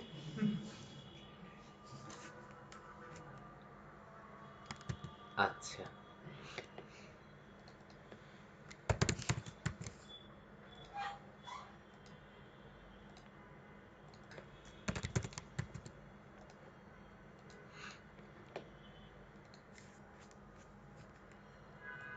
আচ্ছা, এটা না বলে তো আমি কোডই ফেলে দিতে পারি, বেটার। দেখেন, নর্মালি আগে ট্যাগটা বুঝি, তারপরে কোড বুঝবো। বডি ট্যাগ, তার মধ্যে আমরা একটা ইমেজ বসিয়েছি, ইমেজটা 150 বাই 150 বসিয়েছি। তারপরে আমরা বলেছি একটা প্যারাগ্রাফ আছে, তারপরে আরেকটা প্যারাগ্রাফ আছে, এই প্যারাগ্রাফকে কোনো একটা ক্লাস দিয়েছি, জাস্ট এভাবে বসবে। কিন্তু আমরা এরকম চাচ্ছি না, আমরা চাচ্ছি এই ছবিটা ডান পাশে গিয়ে বসবে এবং লেখাটা তার পাশে গিয়ে বসবে। আমরা জানি যে ডিভ কখনো কিন্তু একটা ইমেজের পাশে বসতে পারে না, পারে? পারে না। তাহলে আমাদেরকে এটা বসাতে গেলে এবং এরকম ইমেজকে রাখতে গেলে কি করতে হবে? এটা খুবই বদখত একটা কোড হয়েছে, আমরা এটাকে একটু ঠিক মতো বসাই। ফ্লোট রাইট দিলাম, হ্যাঁ, ও সরি, কি করছি আমি, হ্যাঁ, আইএমজি। এটা যে কোনো কিছু হতে পারে কিন্তু, হ্যাঁ, আপনারা আবার কনফিউজ হয়ে যাবেন। হ্যাঁ, সো দেখেন, আমরা ইমেজকে বলে দিয়েছি ইমেজকে বলে দিয়েছি ফ্লট হও রাইটে। ফ্লোটিং মানে কি? ভাসমান। ফ্লট মানে হচ্ছে ভাষা, ভেসে থাকা। তো ফ্লট মানেই বুঝবেন কোনো একটা সমতল রয়েছে বা তল, পৃষ্ঠভূমি। হ্যাঁ, তো সেই তলে কোনো একটা কিছুকে লেফটে ভাসানো মানে হচ্ছে বামে থাকবে। তো ধরেন একটা জিনিস আছে, বলেছি যে বামে থাকো, তার মানে এটা বামে থাকবে। তারপর যদি বলি আরেকটা জিনিসও তার বামে থাকবে, তার মানে সেটা তার পরে গিয়ে বসবে, রাইট? তারপরে আরেকটা যদি থাকে সেটা তারপরে গিয়ে বসবে। এরকমভাবে বাম পাশে একটার পর একটা বসতে থাকবে। তো আমরা যদি ডিভ, সাধারণত ডিভ কি হয়, ডিভের কিন্তু ডানে বামে অন্য কোনো ডিভ বসতে পারে না। আমি যদি একটু প্র্যাকটিক্যালি পেইন্টে জিনিসটা বলি, জিনিসটা মোর ক্লিয়ার হবে আই থিঙ্ক। এটা ধরেন একটা পেজ, এবার আপনি বলেছেন এখানে একটা ডিভ আছে, এই ডিভটা কিন্তু পুরোটা জুড়ে বসবে। এখানে ধরেন আরেকটা ডিভ আছে, পুরোটা জুড়ে বসবে। আপনি কিন্তু একটা ডিভের পাশে আরেকটা ডিভকে বসাতে পারবেন না। কিন্তু আপনি যদি বলেন এই ডিভটা একটা বক্স ডিভ, এটা ফ্লোট লেফট হোক, তাহলে এটা লেফটে বসবে। এবার যদি বলেন যে আরেকটা এরকম বক্স ডিভ আছে যেটাও লেফটে বসবে, তখন এটা কিন্তু এই লেফটের পরে গিয়ে বসবে। বোঝা গেছে? তার মানে একটা ডিভকে আরেকটা ডিভের পাশে আমি যদি বক্স আকারে নিয়ে, মানে এটা টাইপটা বক্স বলে আমি যদি এটাকে ফ্লট লেফট বলে দিই, তখনই কিন্তু এটা বামে বসানো সম্ভব। কিন্তু আবার আমি যদি বলে দিই না ফ্লট রাইট, তাহলে কি হবে? প্রথমে এটা আগে রাইটে বসবে, তারপরে আরেকটা যেটা ডিভ ছিল সেটাকে যদি আমরা রাইটে বসাতে চাই, তাহলে কি হবে? ও কি এখানে বসবে বা এখানে বসবে? না, ও এর পরে গিয়ে বসবে। বোঝা গেছে? এখন এটা হচ্ছে যে আমি এর প্রস্থ কতটুকু বলে দিচ্ছি, যে কতটুকু প্রস্থের হবে। ঠিক আছে? তো এভাবেই কিন্তু একটা ডিভ আরেকটা ডিভের পাশে বসে, বা একটা প্যারাগ্রাফ একটা প্যারাগ্রাফের পাশে বসতে পারে। প্যারাগ্রাফের পাশে আমরা কখনো বসাই না, আমরা ডিভকেই ডিভের পাশে বসাই, কারণ ডিভ দিয়েই কিন্তু এরিয়াগুলো আইডেন্টিফাইড হয়। সো তাহলে ফ্লোট লেফট মানে হচ্ছে একটা ডিভের পাশে আরেকটা ডিভ পাশাপাশি বসেছে, বসাটা লেফট থেকে শুরু হয়েছে, আগে এটা বসেছে তারপরে এটা বসেছে। ঠিক আছে? আচ্ছা, তাহলে দেখেন আমি যখন বলে দিলাম যে এটা রাইটে ফ্লোট করবে, কে? পটল। পটল কে? এই ইমেজটা, রাইট? তো ইমেজ রাইটে ফ্লোট করা মানে হচ্ছে ও কিন্তু রাইটে চলে গেছে। ও রাইটে চলে গেছে মানে কি? ওর পাশে কিছু একটা বসতে পারবে। কে চলে এসছে? ওর পরের যে ডিভটা ছিল, প্যারাগ্রাফটা ছিল, ও চলে এসছে। চলে আসছে না? স্বাভাবিকভাবে ও যেহেতু রাইটে বসে গেছে, ওর পরের যে বস্তুটা আছে ওটা তো ওর পাশে বসে যাবে, কারণ আমি ওটাকে ফ্লট রাইট করে দিয়েছি। আর দেখেন, এবার আমি নির্ঝর ক্লাসটা ফেলে দিই, এইটাও এই প্যারাগ্রাফটাও পাশে বসবে। কতক্ষণ বসতে থাকবে এরকম? যতক্ষণ না এই পর্যন্ত শেষ হয়ে যাবে, তারপর তো এখানে এখানে এর নিচে বসবে, রাইট? আমরা প্র্যাকটিক্যালি দেখি, এরকম যদি আরেকটা ক্লাস প্যারাগ্রাফ প্যারাগ্রাফ প্যারাগ্রাফ, এরকম হবে জিনিসটা। বোঝা গেছে? ক্লিয়ার তো কনসেপ্ট? এই এই যে ভিউটা দেখতে পাচ্ছেন স্ক্রিনে, এটা কোথায় কাজে লাগে বলেন তো? ধরেন অনেক কর্পোরেট ওয়েবসাইটের message from chairman, message from managing director, ছবিটা কি আর বামে থাকে? ছবিটাকে দিয়ে দিয়েছেন ডানে। তখন আলটিমেটলি কি করেন? ইমেজটাকে ফ্লট লেফট বলে বাম পাশে যে প্যারাগ্রাফটা রাখেন বা মাল্টিপল প্যারাগ্রাফ রাখেন, সেগুলোকে নর্মালি লিখে যান। এই যে এভাবেই মাল্টিপল প্যারাগ্রাফ লিখেছি আর ইমেজটা উপরে, একে খালি বলে দিয়েছি যাও বাবা তুমি গিয়ে ডানে বসো। ক্লিয়ার? Concept clear? কোনো কনফিউশন আছে কারোর? আচ্ছা, সো ফ্লোট রাইট আমরা বুঝতে পেরেছি, রাইট? এখন আমি যদি চাই যে এই যে ধরেন আমি চাচ্ছি যে এই যে এই যে প্যারাগ্রাফটা আছে না, এইটা এইটা এর অর্ধেক কিছুটা উপরে আর বাকি অর্ধেক আবার নিচে নেমে চলে আসছে না। আমি চাচ্ছি যে না, এটা নিচে চলে আসুক, এটা নিচে আসুক, নিচে এর আশপাশে কোনো, মানে এর মানে কি, আমি চাচ্ছি যে এর ডান পাশে ছবিটা না থাকুক। টেকনিক্যালি তাই চাচ্ছি, রাইট? এটা কত নম্বর প্যারাগ্রাফ? 3 নাম্বার না? হুম, আমি এখানে বলে দিই ক্লিয়ার বোথ। ক্লিয়ার রাইট বলে দিলেই হতো যে রাইটে কোনো কিছু থাকবে না। রাইটে কোনো কিছু থাকা না মানে কি? ও নিচে চলে আসছে, ও তার ছবিকে ফেলা দিতে পারবে না, ও নিজে নিজে চলে আসছে। ও ছবিকে না সরিয়ে দিয়ে ও নিজে নিজে চলে আসছে। ক্লিয়ার বোথের কনসেপ্টের মানে হচ্ছে যে এই ট্যাগের ডানে বা বামে কিছু থাকবে না। ক্লিয়ার লেফট বললে এই ট্যাগের বামে কিছু থাকবে না, ক্লিয়ার রাইট বললে এই ট্যাগের ডানে কিছু থাকবে না, ক্লিয়ার বোথ বললে এই ট্যাগের ডানে বা বামে অন্য কোনো ট্যাগ বসতে পারবে না। সোজা কথা। ক্লিয়ার? তাহলে কি ঘটনা ঘটেছে এই পুরো ছবিতে? এই পুরো ছবিতে যেটা ঘটেছে, এই ইমেজটা লেফটে ছিল, সে রাইটে চলে গেছে, যেহেতু লেফট ফ্লোট রাইট বলে দিয়েছি, সো স্বাভাবিকভাবে ফ্লোট বলার সাথে সাথে এর পাশে বা এর পরে যত প্যারাগ্রাফগুলো ছিল সেগুলো ওর পাশাপাশি চলে আসছে। ফ্লোট বলা মানেই তারপরের ট্যাগগুলো সব ওর পাশে চলে আসবে, কারণ আমি ভাসিয়ে দিয়েছি ওকে। হ্যাঁ, তার মানে ও পুরোটা জায়গা জুড়ে এখন আর থাকতে পারছে না। আচ্ছা, তারপরে কি হলো, আমি 3 নাম্বারটা দেখছিলাম যে এ অর্ধেক অর্ধেক, এ পাশে রয়েছে কিছুটা, অর্ধেক কিছুটা রয়েছে। আমি চাচ্ছি যে না থাক, তার থেকে এটা নিচেই বসুক, এর পাশে ছবি না থাকুক। তো আমি এই প্যারাগ্রাফটাকে বলে দিয়েছি যে এর রাইট সাইড ক্লিয়ার করে দাও। ওই রাইট বলি আর বোথ বলি একই কথা, বোথ লেফটে তো এমনিতে কিছু নাই, তো আমি যদি বোথও বলে দিতাম তাতেও কিছু আসতে যেত না, দুপাশ ক্লিয়ার করে দিয়েছি। ঠিক আছে, কনসেপ্ট ক্লিয়ার তো? ও জাস্ট নিচে চলে আসছে, তাহলে বোথ ছাড়া, সরি, বোথ ছাড়া কি হচ্ছে, এটা নর্মালি বসছে।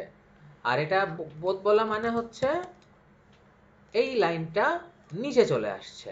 স্বাভাবিকভাবে তার নিচের গুলো তো নিচেই চলে যাবে, তাই না? ওরা তো নিশ্চয়ই উপরে চলে আসবে না হঠাৎ করে।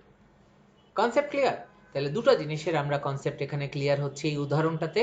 একটা হচ্ছে ফ্লোটিং, একটা জিনিসের পাশে আরেকটাকে বসানো, ফ্লোট লেফট, ফ্লোট রাইট। ধরেন আমি এখানে লেফট দিলাম, এই জিনিস বাদ, এটাও বাদ, image image image image. So একটার পর আরেকটা কিন্তু বসে গেছে। কোন দিক থেকে বসেছে? বাম থেকে বসেছে। এটা রাইট করলে কি হতো, সব ডান দিক থেকে আসা শুরু করতো। ঠিক আছে, আচ্ছা, একইভাবে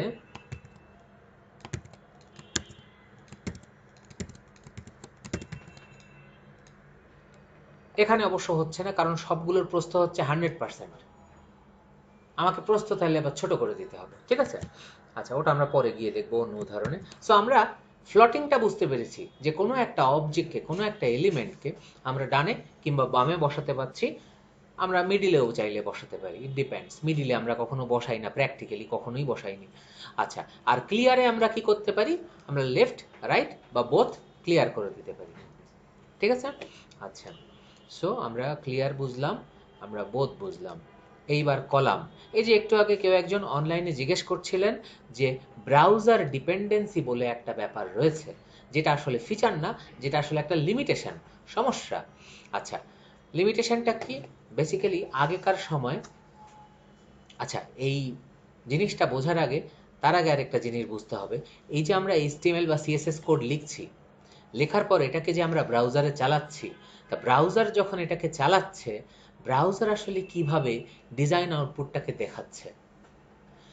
ব্রাউজার একটা ডেস্কটপ সফটওয়্যার না?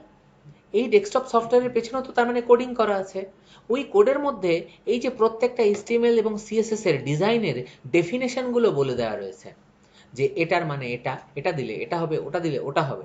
এরকমভাবে পৃথিবীতে যত ল্যাঙ্গুয়েজ যেগুলো ব্রাউজারে চলার মতো আছে, সেগুলোর সবগুলোর কিন্তু ওখানে একটা পেছনে ট্রান্সলেটর, ইন্টারপ্রেটারের মতো ওখানে রয়েছে, যে ডিজাইন ইঞ্জিনটা বলে দিতে পারে এটার আউটপুট আমি এরকম দেখাবো। এখন কথা হলো, ক্রোম তো একটা কোম্পানি বানিয়েছে, মজিলা, সরি, ক্রোম তো গুগল বানিয়েছে, ওরা মজিলা আর ফায়ারফক্স ওটা তৈরি করেছে, এরকম আরো অনেক আছে। কিন্তু ক্রোমিয়াম এবং মজিলার উপরে অনেকগুলা ব্রাউজার আরো অ্যাডিশনালি তৈরি হয়েছে। যেরকম ব্রেভ ব্রাউজারের নাম শুনেছেন, টর্চ ব্রাউজারের নাম শুনেছেন। টর্চ কি? টর ব্রাউজারের জন্য মূলত বেশি মিডিয়ার জন্য বেশি ইউজ করা হয়, রাইট? তারপরে এরকম অনেক ধরনের ব্রাউজার রয়েছে যেগুলো,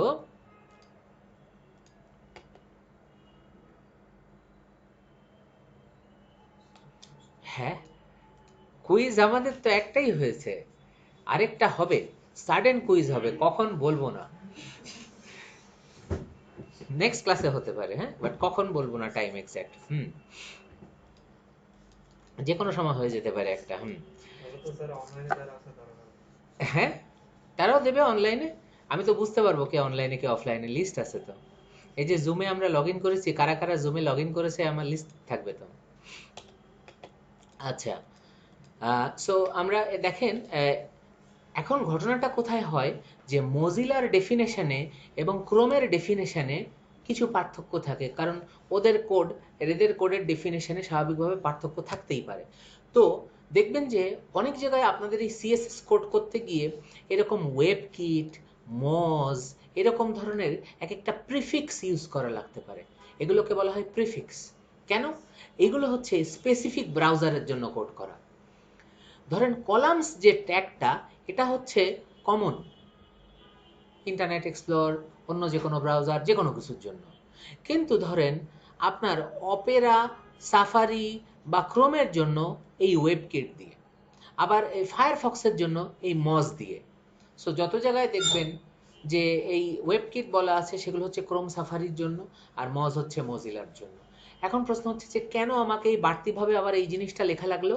কারণটা হচ্ছে এই কলামস কথাটা বললে ক্রোমে একই ঘটনা ঘটতো না, যার জন্য আমাকে ওয়েবকিট বলেও কলামকে বলে দিতে হয়েছে যে আমি যেন কলামস দিয়ে যা করতে চাচ্ছি সেটা যেন ক্রোমে ঘটে, সেটা যেন ফায়ারফক্সে ঘটে। তার জন্য আমাকে কলামস কোডের আগে মজ বলে দিতে হয়েছে, কারণ ওদের ওখানে হয়তো এই কলামের অন্য কোনো মিনিং আছে। ব্যাপারটা বোঝা গেছে? এটা একটা কিন্তু ব্রাউজার ডিপেন্ডেন্সির ব্যাপার। কিন্তু মডার্ন ডেজে এটা আমি যখন প্রথম শেখাতাম তখন এসব ডিপেন্ডেন্সি ছিল। এখন আর এই ডিপেন্ডেন্সি অনেকগুলোতেই ম্যাক্সিমাম নাই। এখন লেটেস্ট ব্রাউজার, এখন তো সব অটোমেটেড আপডেট হয়, by the way automatically update হয়। সো আর এই ডিপেন্ডেন্সির অনেক জায়গাগুলোতেই দরকার হয় না। আচ্ছা আসেন, এখানে কিন্তু আসলে শেখার তাহলে কিছু নাই। আপনি এগুলো ইউজ করলেও মেইনলি কিন্তু কোডটা হচ্ছে কলাম, সেটা বোঝা। তো আমরা কি করেছি, আনজুম নামে একটা ক্লাস ধরেছি, তার মধ্যে বলেছি কলামস, তারপরে বলেছি 100 পিক্সেল, তারপরে বলেছি 3। এ কথার মানে সহজভাবে বুঝতেই পারছি, 3টা কলাম বানাতে চাচ্ছি। তো 3টা কলামের প্রত্যেকটারই প্রস্থ হবে 100 পিক্সেল করে। এটা তো ক্লিয়ার, রাইট? তো এখানে দেখেন একটা লরেম ইপসাম দিয়ে একটা ডিভ রয়েছে। এই ডিভের মধ্যে অনেক কথা বলা আছে, কিন্তু আমি চাচ্ছি এই পুরো একটা প্যারাগ্রাফকেই, অর্থাৎ এটা তো একটা লাইন মতোই না, এটাকে 3টা কলামে ভাগ করে ফেলতে। 3টা কলামে অটোমেটিক ভাগ হয়ে দেখাবে। সেটা যদি আমি করতে চাই তখন কিন্তু আমাকে এইভাবে দেখেন আউটপুটটা কিভাবে আসছে দেখছেন? নিউজ পেপারগুলোতে এভাবে দেখায় না? তো তার মানে কলাম ওয়াইজ যদি আপনি একটা বড় লেখাকে ভাগ করে অটোমেটিক দেখাতে চান, আপনি এটা ইউজ করতে পারেন। আই বিলিভ এখন আর এটা লেখা লাগে না, শুধু কলাম বললেই ফায়ারফক্স দেখেন বুঝতে পারে। কারণ আগেকার যুগে এই সমস্যা ছিল যখন আমরা প্রথমে শেখাতাম, এখন আর নেই। ক্লিয়ার? এখন শুধু কলামস লিখলেই আসলে হয়ে যায়। বাট স্টিল কোনো পুরনো ব্রাউজার যদি কেউ ইউজ করে, 3 মানে হচ্ছে 3 কলামে ভাগ করা হয়েছে, আর 100 পিক্সেল মানে হচ্ছে মিনিমাম প্রস্থ হচ্ছে এটার 100 পিক্সেল। 100 মানে যে 100 পিক্সেলই করতে হবে তা তো না, এটা তো বিশাল বড় স্ক্রিনও হতে পারে। মিনিমাম হচ্ছে 100 পিক্সেল, তারপরে বাকিটা অটোমেটিক অ্যাডজাস্ট করে নিয়েছে ও। ঠিক আছে? 3টা কলামে ভাগ করাই হচ্ছে এই কলামস এর কাজ। আর কলামস কেন কলাম না কেন? কারণ মাল্টিপল কলাম, তাই। একটা কলাম হলে তো আর এই কলামস ট্যাগেরই দরকার ছিল না, তাহলে তো আসলে কি হতো, এক লাইনে সব দেখা দিচ্ছে। আমি এই জিনিসটাকে চাচ্ছি 3 লাইনে দেখাতে ভাগ করে অটোমেটিক, তাহলে এরকম হয়। ক্লিয়ার? রিসার্চ পেপারগুলোতে, জার্নালের সাইটগুলোতে, নিউজ পেপার ব্লগগুলোতে সব জায়গা দেখবেন এই কলাম স্ট্যাক কিন্তু ব্যবহার করা হয়েছে। ক্লিয়ার? খুব সহজ জিনিস। তো এটা স্টিল অনেক জায়গায় ইউজ করে যদি পুরনো ব্রাউজার থাকে, সাপোর্ট না করে। কারণ অনেক অফিসে তো দেখা যায় 20 বছর ধরে একই জিনিসই ব্যবহার করছে, তাই না? ঠিক আছে?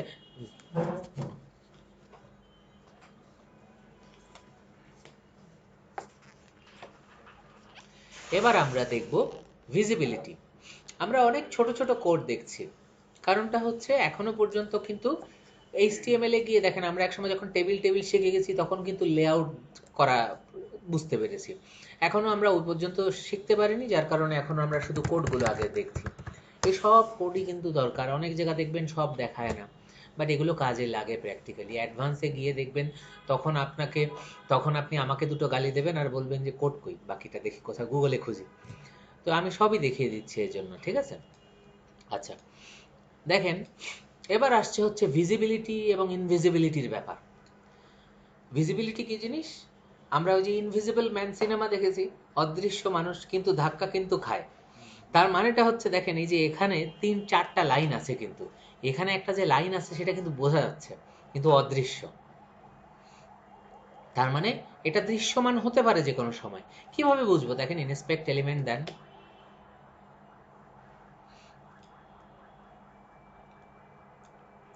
এটা প্রথমটা, এটা দ্বিতীয়টা যেটা দেখা যাচ্ছে না। এটা আরেকটা, এটা আরেকটা, এটা আরেকটা। এটাও কি? ও এটা নাই, দেখেন এটা আছে, এটা আছে, কিন্তু মাঝখানে এটা নাই। এটা আসলে হিডেন। এবার তাহলে ভিজিবল, ইনভিজিবল, হিডেন, তিনটার মধ্যে পার্থক্য বোঝা গেছে। যেটা টোটালি ইনভিজিবল সেটা টোটালি গায়েব, আর যেটা ইনভিজিবল মানে যেটা আসলে হিডেন, একটা হচ্ছে ইনভিজিবল, ইনভিজিবল হলেও কিন্তু জায়গাটা বোঝা যায়, ইনভিজিবল ম্যানের মতো ধাক্কা খাই কিন্তু দেখা যাচ্ছে না। আর হিডেন মানে হচ্ছে টোটালি হিডেন, ওকে দেখাও যাবে না, টোটালি গায়েব। হ্যাঁ, আচ্ছা। সো এবার দেখেন কোডগুলো আসলে কিভাবে হচ্ছে। আসলে ব্যাপারটা কি, কি নিয়ে আমরা কাজ করছি? দৃশ্যমানের ব্যাপারটা নিয়ে, ভিজিবিলিটি নিয়ে কাজ করছি আমরা, তাই না? সো অ্যাট্রিবিউটটা হচ্ছে ভিজিবিলিটি। ভিজিবিলিটির ভ্যালু যদি আমি বলে দিই ভিজিবল, তাহলে জিনিসটা ভিজিবল হয়ে যাবে। আর যদি আমি ভিজিবিলিটি বলে দিই হিডেন, তাহলে এটা ইনভিজিবল হয়ে যাবে। আর আমরা যদি বলি যে ডিসপ্লে নান, তাহলে এটা টোটালি হিডেন হয়ে যাবে, একদম দেখাই যাবে না, পেজেও থাকবে না। ক্লিয়ার? তাহলে তিনটা জিনিস আমরা দেখছি। এই যে এই ফাঁকা জায়গাটা, এটা কি? ভিজিবিলিটি, ডিসপ্লে নান না, ভুল করছেন, ভিজিবিলিটি হিডেন। ভিজিবিলিটিটা এখানে নাই, হিডেন অবস্থায় আছে, ইনভিজিবল ম্যান। আর যেটা একদমই নাই, বোঝাই যাচ্ছে না যেখানে আছে কি না, দুটোর মাঝখানে, ওটা হচ্ছে ডিসপ্লে নান। ঠিক আছে, মনে থাকবে তো? ওকে। সো এই দুটো জিনিস কিন্তু খুব ইম্পর্টেন্ট, স্পেশালি এই ডিসপ্লে নান প্রচুর জায়গা কাজে লাগবে। কারণ কি অনেক অ্যানিমেশনেও দেখবেন নাই হঠাৎ করে অ্যাপিয়ার হয়েছে, ওটাও কিন্তু এই ডিসপ্লে নান দিয়েই করে, সিম্পলি, আর কিছু না। হ্যাঁ, আচ্ছা। অনেক জায়গা অনেকে কি করে, অনেক ওই সস্তায় কাজ করে। কেউ হয়তো বলল এই যাও গিয়ে তুমি এই মেনুটাকে ডিসেবল করে দাও, ও কোডের মধ্যে আর ডিসেবল করতে পারছে না, সিএসএস এ গিয়ে ডিসপ্লে নান লিখে দিছে, ওই জায়গা আর দেখা যাচ্ছে না। হ্যাঁ, তো এরকম অনেক সময় অনেক গভর্নমেন্ট সাইটে এরকম থাকে, বা অনেক যারা যারা একটু উইক প্রোগ্রামিং করে সেসব, যেসব দেখা যায় যে হয়তো একটা ফিচার সেখানে গেলে, যেরকম একটা একবার ঘটেছিল, এটা হচ্ছে গত বছর কোন একটা পরীক্ষায় যেন, রাজশাহী ইউনিভার্সিটি না খুলনা ইউনিভার্সিটির, আমার মনে নেই এক্স্যাক্টলি, ওই পোর্টালে যেখানে রেজাল্টটা দেখা যাবে, তো রেজাল্ট তখন ওরা পাবলিশ করেনি।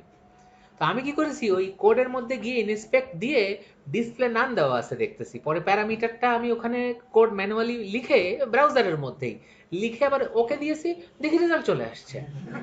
তখনও তারা রিলিজ করেনি, ওই যে একদিন আজকে এটার ডেট, কালকে ওই সেকশনের দেবে, এরকম করে করে না, দেখি ওরা আগে কিন্তু পাবলিশ করে দিয়েছে, পেছনে সব ডেটা আছে ডেটাবেজে, কিন্তু ওরা ডিসপ্লে নান করে রাখছে। লাভ কি হয়েছে? ঠিক আছে। সো সো এটা কিন্তু ওই রকম সস্তা কাজ করলে হবে না, তো ডিসপ্লে নান অনেক জায়গায় কাজে লাগে আর কি। অনেক সময় হয় কি, অনেক আপনি হয়তো থার্ড পার্টি লাইব্রেরি ব্যবহার করছেন, ওরা হয়তো পাওয়ার্ড বাই লেখা দেখাচ্ছে, ওইটা অনেকে করে কি, ওইটা ডিসপ্লে নান করে দিই, তাহলে আমি যে ফ্রি না পেইড ইউজ করছি বুঝতেই পারবে না লোকজন। ওই সব জায়গায় কাজে লাগে কিন্তু এগুলো। তো ঠিক আছে, এবার আমরা জাস্ট ছোট্ট একটা, আমরা তো আর অ্যানিমেশন ডিজাইনার হচ্ছি না, আমরা ওয়েব ডেভেলপার হচ্ছি, বাট স্টিল একটু অ্যানিমেশন দেখতে ক্ষতি কি। হুম, আচ্ছা, না চালালেও ও দেখাচ্ছে, তো সমস্যা কোথায়? দেখেন পাখি উড়ে যাচ্ছে,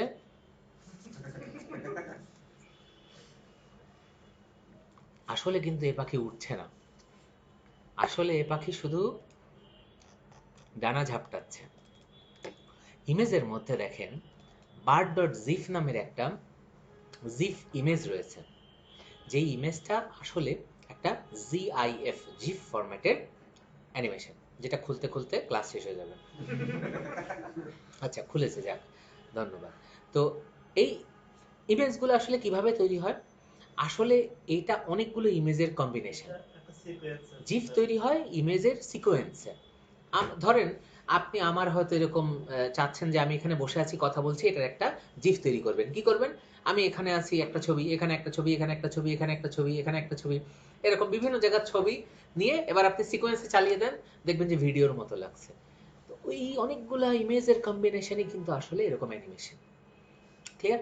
সো এই জিফগুলোকে এখন দিয়ে সুন্দর এটা, এবং এটা গুগলে খুব সুন্দরভাবে পাওয়াই যায়, কিন্তু আপনি image.google.com-এ গিয়ে এখানে ধরেন bird.gif bird.gif দিলেই হবে। আমি জানি না এটা জিফ কিনা, হ্যাঁ এটা জিফ।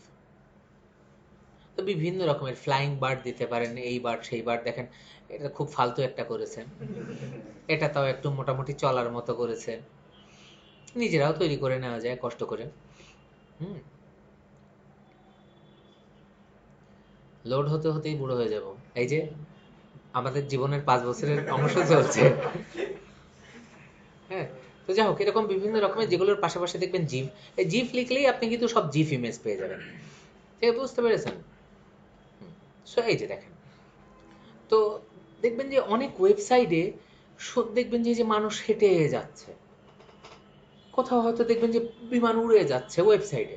অনেক দেখবেন যে অনেক ওই যে রিসর্ট টিসর্ট বা অনেক বিভিন্ন জায়গায় ট্যুর ট্রাভেলসের ওয়েবসাইট এরকম থাকে, কিন্তু আসলে কিছু না, এরকম 2-4টা জিফ নিয়ে ও একটার পর একটা বসিয়ে গেছে বিভিন্ন, এই আর কিছু না।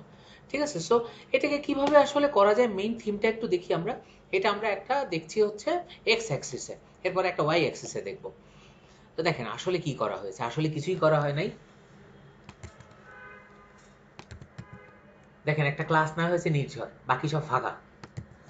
কি করা হয়েছে, প্রথমে বলা হয়েছে এই পেজটার প্রস্থ, মানে এটার প্রস্থ হবে 100 পিক্সেল, সরি 100%। কারণ কি, আমি পুরো জায়গাটাকে আইডেন্টিফাই করে নিলাম যে কতটুকু এরিয়ার মধ্যে আমি অ্যানিমেশনটা দেখাবো।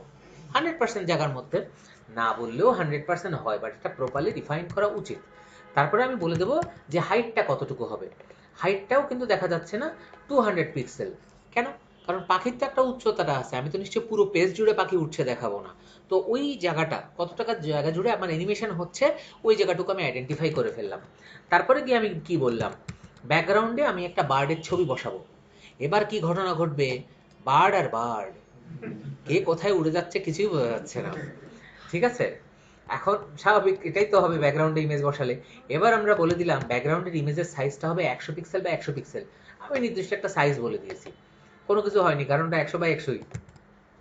এবার বলে দিয়েছি যে হ্যাঁ রিপিট হয় না। ব্যাকগ্রাউন্ড রিপিট মানে কি, ব্যাকগ্রাউন্ড তো আর না, ব্যাকগ্রাউন্ড বলে তো কিছু নাই, ব্যাকগ্রাউন্ডে যে ইমেজটা আছে সেটা। এবারও রিপিট হবে না, কিন্তু ও তো এক জায়গায় গিয়ে ওড়াউড়ি শুরু করছে, মনে হচ্ছে দেয়াল ভেঙে চলে যাবে ও পাশে।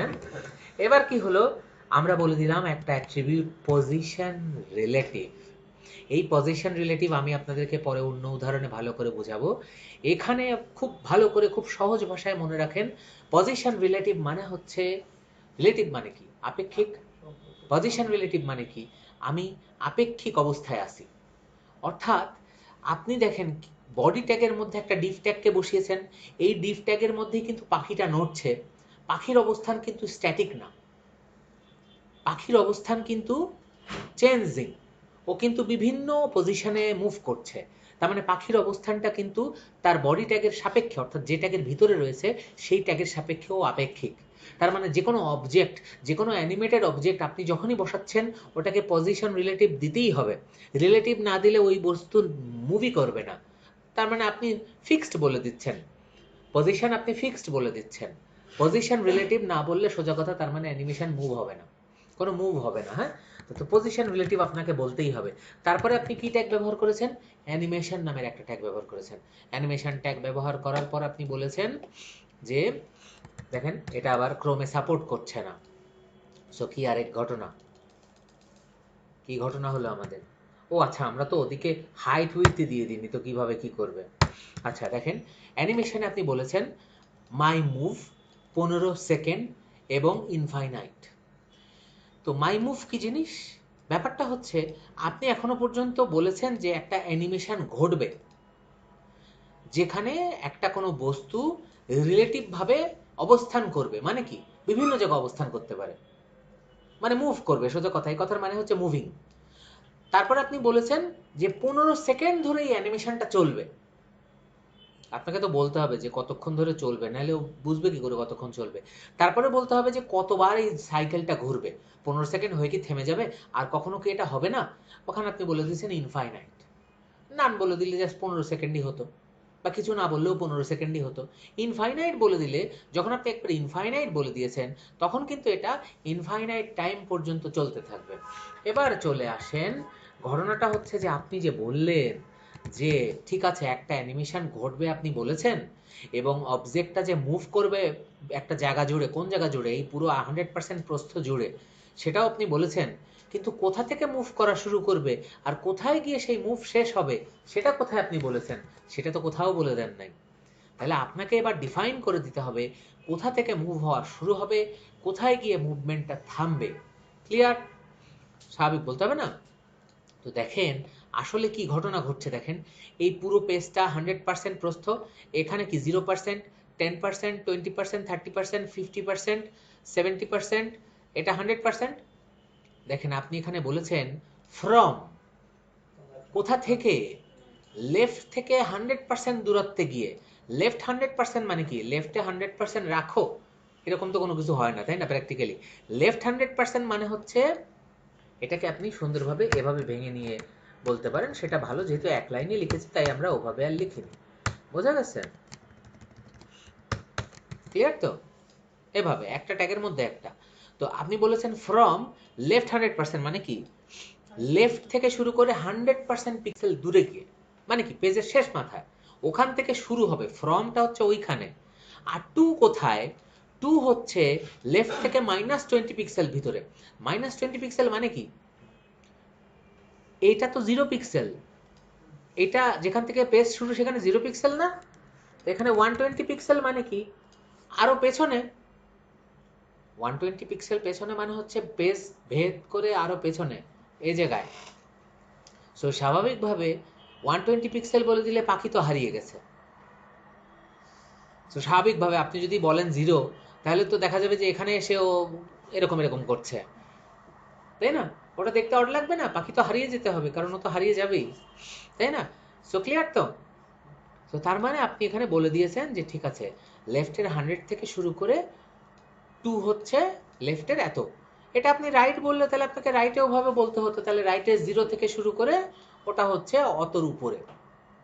বাট এটা আসলে লেফট বলা ভালো, কারণ আমরা সহজে 100% ধরতে পারছি, কারণ আমরা জানি যে পেজের প্রস্থ হচ্ছে 100% পুরোটা, তাই তো?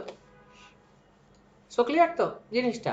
এখন ব্যাপারটা হচ্ছে যে এই যে এখানে আপনি কি বলে দিয়েছেন, একটা পাথ বলে দিয়েছেন না, একটা নকশা করে দিয়েছেন না, এই নকশার বাইরেও আর মুভ করতে পারবে না। তাহলে এটা একটা ফ্রেম এঁকে দিয়েছেন না আপনি, এই জন্য এটাকে বলা হয় কি ফ্রেম।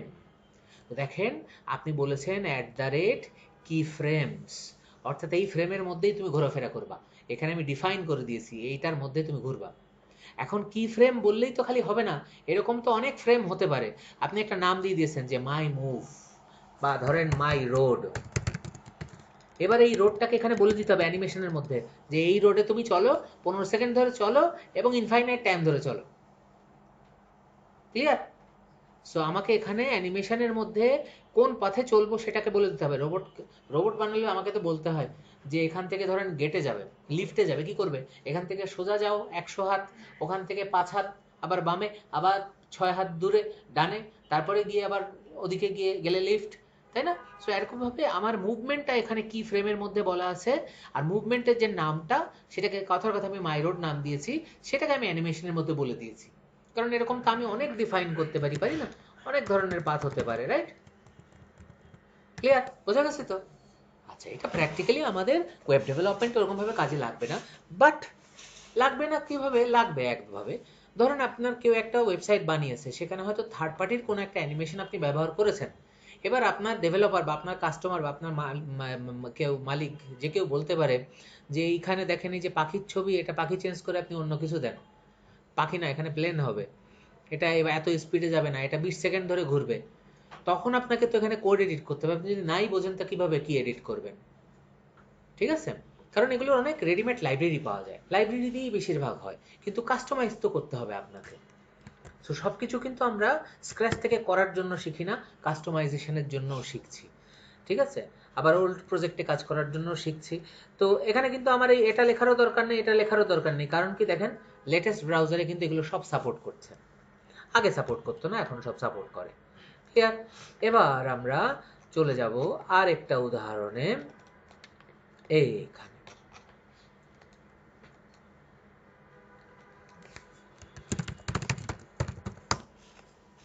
এটা যদি এটা না হয়, এটা কিন্তু একটা ক্রিকেটের বল হতো, তো বাংলাদেশ ক্রিকেট অ্যাসোসিয়েশনের ইয়েতে ওয়েবসাইটে বসে দিতে পারতাম না আমরা?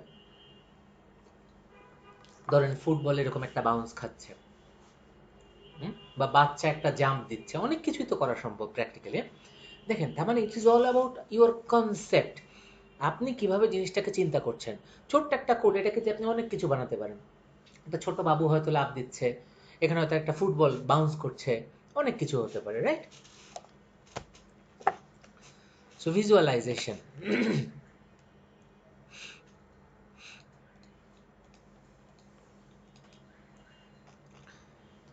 ক্রিকেট খেলা টেলা হয় এখন কোভিডের মধ্যে? বহুদিন খেলা টেলা আর দেখি না। আর কি এক টি-20 চলে আসলো, টি-20 এসে সেই আগেকার খেলার সেই ইমেজ নষ্ট হয়ে গেছে। টি-10 ওরকমই একটা অবস্থা। মানুষের সময় কম, আলটিমেটলি সে আগের মতো মজা আর নেই। আগে ইভেন আমাদের ভার্সিটিতেও প্রচুর ম্যাচ ট্যাচ হতো। বাংলাদেশের অনেক ক্রিকেট প্লেয়ার তো এআইইউবিরও ইয়ে ছিল। হ্যাঁ, হ্যাঁ।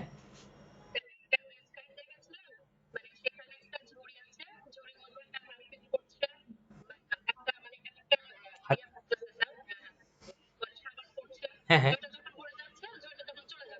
আচ্ছা। সো সেক্ষেত্রে কিন্তু জিনিসটা খুব কঠিন কিছু না।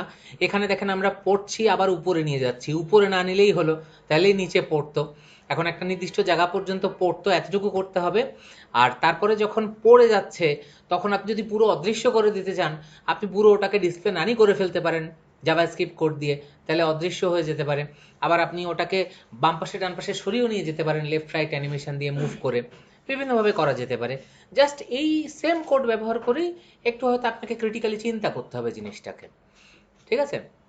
হয়তো ওই বিভিন্ন গ্রোসারি প্রোডাক্টসের ইয়ে হতে পারে না, লিভার ব্রাদার্সের অনেক, হয়তো একটা ঝুড়ির মধ্যে অনেক কিছু পড়ছে পড়ছে পড়ছে তারপরে চলে গেল। ভালো কনসেপ্টগুলো, ভালো। তো ওগুলো দেখবেন। বাই দ্য ওয়ে, আমি দেখাই আপনাদেরকে জাভা স্ক্রিপ্ট এবং শুধু সিএসএস দিয়ে কত মজার মজার জিনিস হতে পারে। ছোট ছোট জিনিস সব।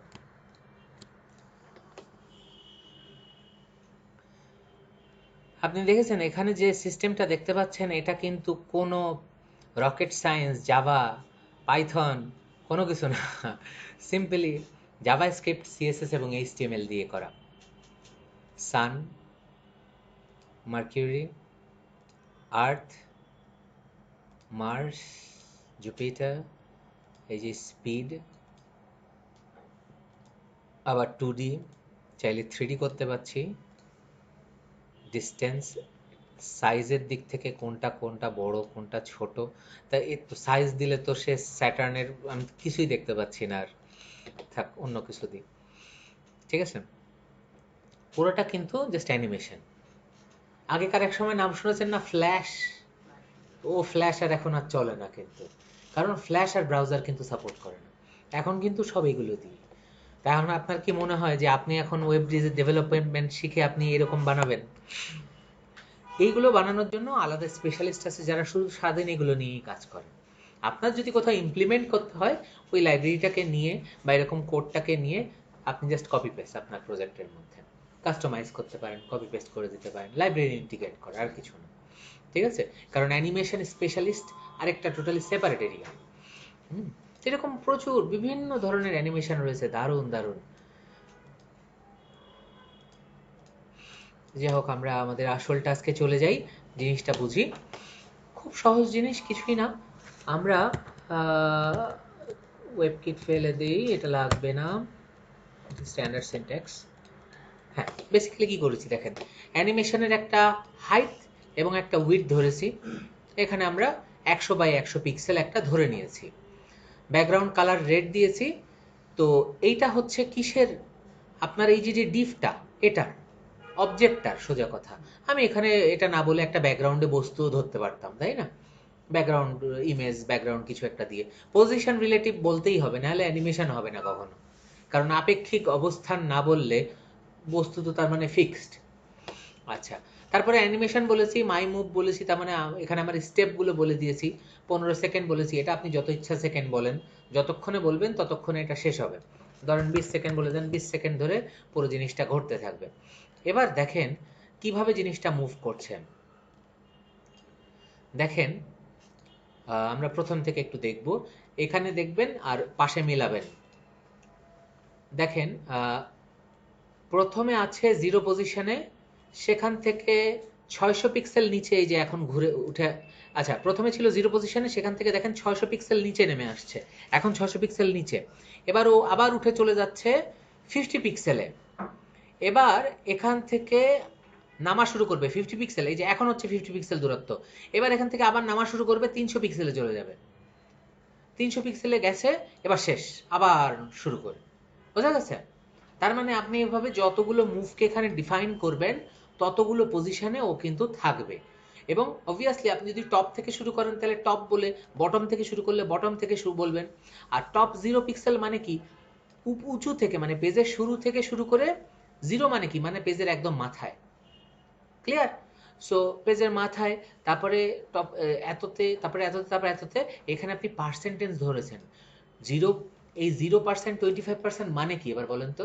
এই যে 20 সেকেন্ড ধরেছেন না, 20 সেকেন্ডের 0% মানে হচ্ছে 0 সেকেন্ডে। 25% মানে কি, যখন কত, 5 সেকেন্ড হয়তো, তাই তো? তারপরে 75% মানে কি, আরেকটু, হ্যাঁ, তারপরে 100% মানে কি, 20 সেকেন্ড পরে কি, রাইট? তো এখানে আপনার ইচ্ছা মতো এবার আপনি যতগুলো ভাগ করে নেবেন করে নেবেন। আপনি যদি চাইতেন যে না আমি 5 সেকেন্ড, মানে 25% গিয়ে পরে গিয়ে আমি 0 পিক্সেলেই দেখতে চাই, তাহলে দেখতেন যে অনেকক্ষণ এখানেই অবস্থান করত। Clear concept? সো এইটা হচ্ছে, একটা হচ্ছে ভার্টিক্যালি, আরেকটা হচ্ছে হরাইজন্টালি মুভমেন্ট, অ্যানিমেশনগুলোকে মুভ করানো। ক্লিয়ার? স্যার এটাকে যদি সার্কেল বানানো হতো? সার্কেল, সার্কেল বানাতেন আপনি, এটাকে বর্ডার রেডিয়াস দিয়ে দেন একটা 25 পিক্সেল করে, তাহলে যেটা গোল হয়ে যেত। আপনি ফুটবল বসাবেন, একটা ফুটবল ব্যাকগ্রাউন্ড ইমেজই বসায় দেন, ঠিক আছে? টোটাল হাইট ওয়াইডের পিক্সেলটা কত?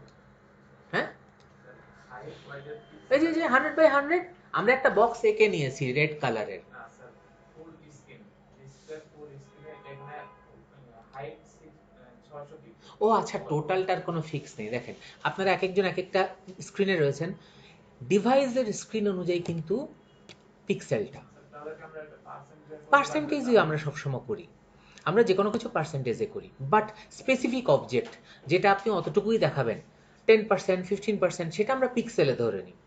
কারণ একটা কম্পিউটারের স্ক্রিন নিশ্চয়ই মানে 10 পিক্সেল বা 20 পিক্সেল হবে না। মিনিমাম অ্যাটলিস্ট সাধারণত দেখা যায় যে মানে ট্যাবের বাইরে, আমি যদি ল্যাপটপ বলি সাধারণত 12 পিক্সেল, 1200-র উপরে হয়, 1200 পিক্সেলের প্লাস। ঠিক আছে? সো ওই ছোট ছোট অবজেক্ট, ছবি, আপনার ইমেজ, প্রোফাইল পিকচার, অন্যান্য যে কোনো অ্যানিমেশন, এগুলো আমরা পিক্সেল ধরে নিই। বাট যখন ওই যে চলে যাই আমরা পেজের একটা গ্রিড ভিউ তো যখন তৈরি করছি, যে একটা ডিভ এত পাশ কতটুকু থাকবে, তখন কিন্তু আমরা পিক্সেল বলি না। মনে আছে একটা, একটু আগে যে শুরুর দিকে আমি একটা এমএস ওয়ার্ডে আঁকলাম যে এটা কতটুকু হবে ডিভ, ওটা কতটুকু, ওখানে কিন্তু আমরা পিক্সেল বলবো না, তখন আমরা পার্সেন্ট বলবো। কারণ আমরা তো জানি না যে পুরো পেজটা আসলে কতটুকু পিক্সেল। এটা তো খুলতে পারে যে কোনো পেজ, ব্রাউজারে, মানে যে কোনো কম্পিউটারে। হ্যাঁ, ব্রাউজার না, এটা কিন্তু ডিভাইসের উপর ডিপেন্ডেন্ট। কেমন? আচ্ছা, আপনারা এখন যেটা করবেন, আচ্ছা আমরা আগে দেখিয়ে নিই তারপরে আমি বলছি।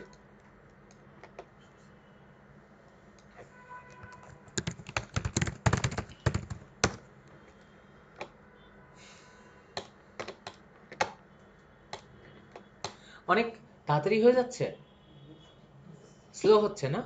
আচ্ছা, ভেরি গুড। আসলে টপিক অনেক, এবং আমি সবসময় চেষ্টা করি যত বেশি দিতে পারি।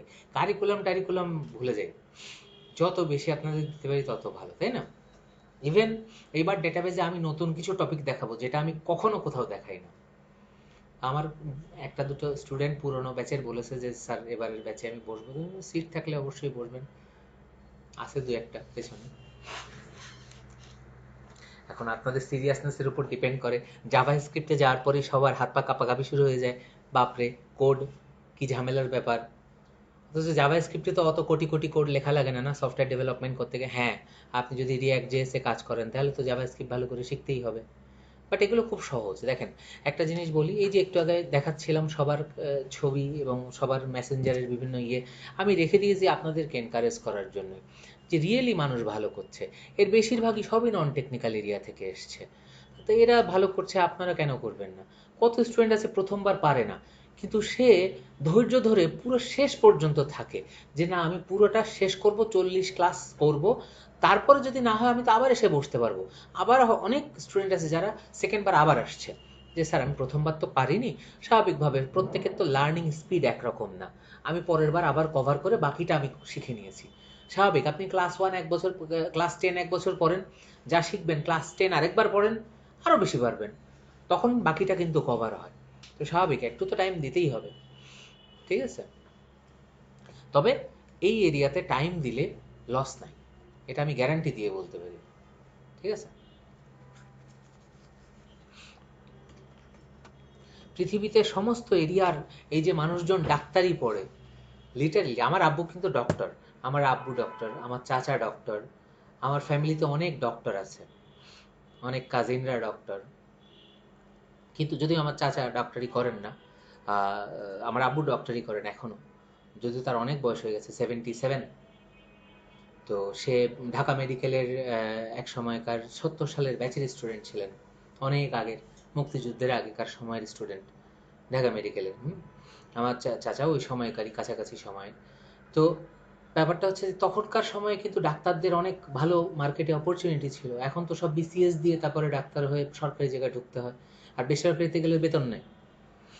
কত ভালো ভালো ডাক্তার আছে দেখছি, মানে খুব ভালো পড়াশোনা, ব্রিলিয়ান্ট, কিন্তু গিয়ে আর 30,000 টাকার উপরে চাকরি আর আসছে না। ওই হয়তো গিয়ে দেখেন যে সারা রাত ধরে ওই হাসপাতালের ডিউটিতে বসে রয়েছে। হ্যাঁ, কখন গিয়ে তার পকেটে করা টাকা আসছে? যখন সে এমবিবিএস করেছে, এমডি করেছে, এফসিপিএস করেছে, তারপরে আরো কিছু একটা করেছে। তারপরও খালি করলে হবে না, ততদিনে কিন্তু তার দেখেন ডাক্তারি 4 বছর গেল, তারপরে আরো 3 বছর হচ্ছে তার ইন্টার্নে আদার্সে, তারপরে গিয়ে আপনার এমডি করেছে আর এফসিপিএস করেছে ধরেন 3 বছর, তারপরে এমডি করেছে আরো 2 বছর। তার মানে মোটামুটি তার 7 আর কত, 5 7 5 12। তারপরে গিয়ে সে হয়তো বাংলাদেশে এসে প্র্যাকটিস করা শুরু করছে, শুরুতেই রুগী পাবে না এলাকায় বসলেও। তার মানে তার 20 বছর পরে গিয়ে একটা ভালো অঙ্কের টাকা আসা শুরু করেছে।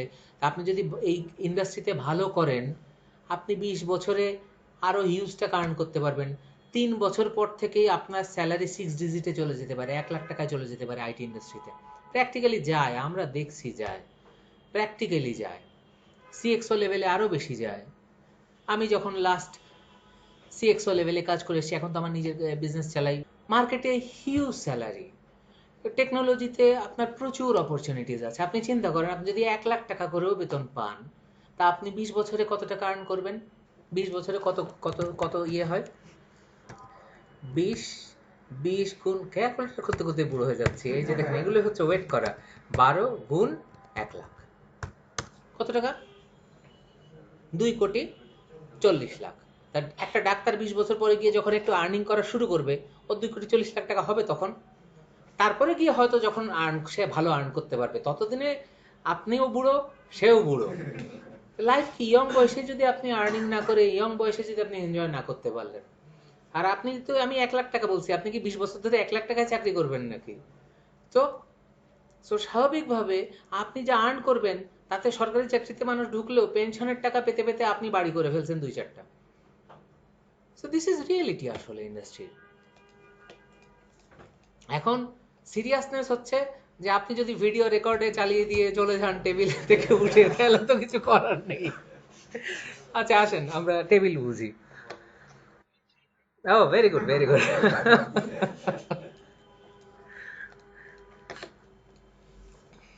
যাই হোক, তো খুবই ভালো লাগবে যদি আপনারাও ভালো করতে পারেন। এখন দেখেন, আমরা এর আগে টেবিল শিখেছি না?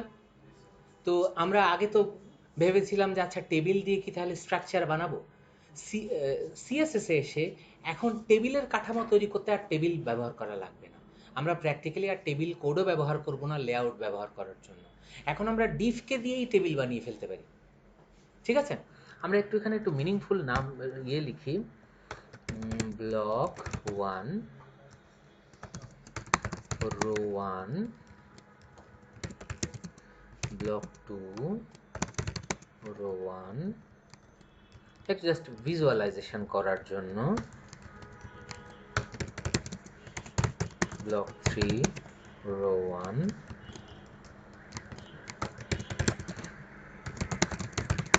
রো 2, রো 2,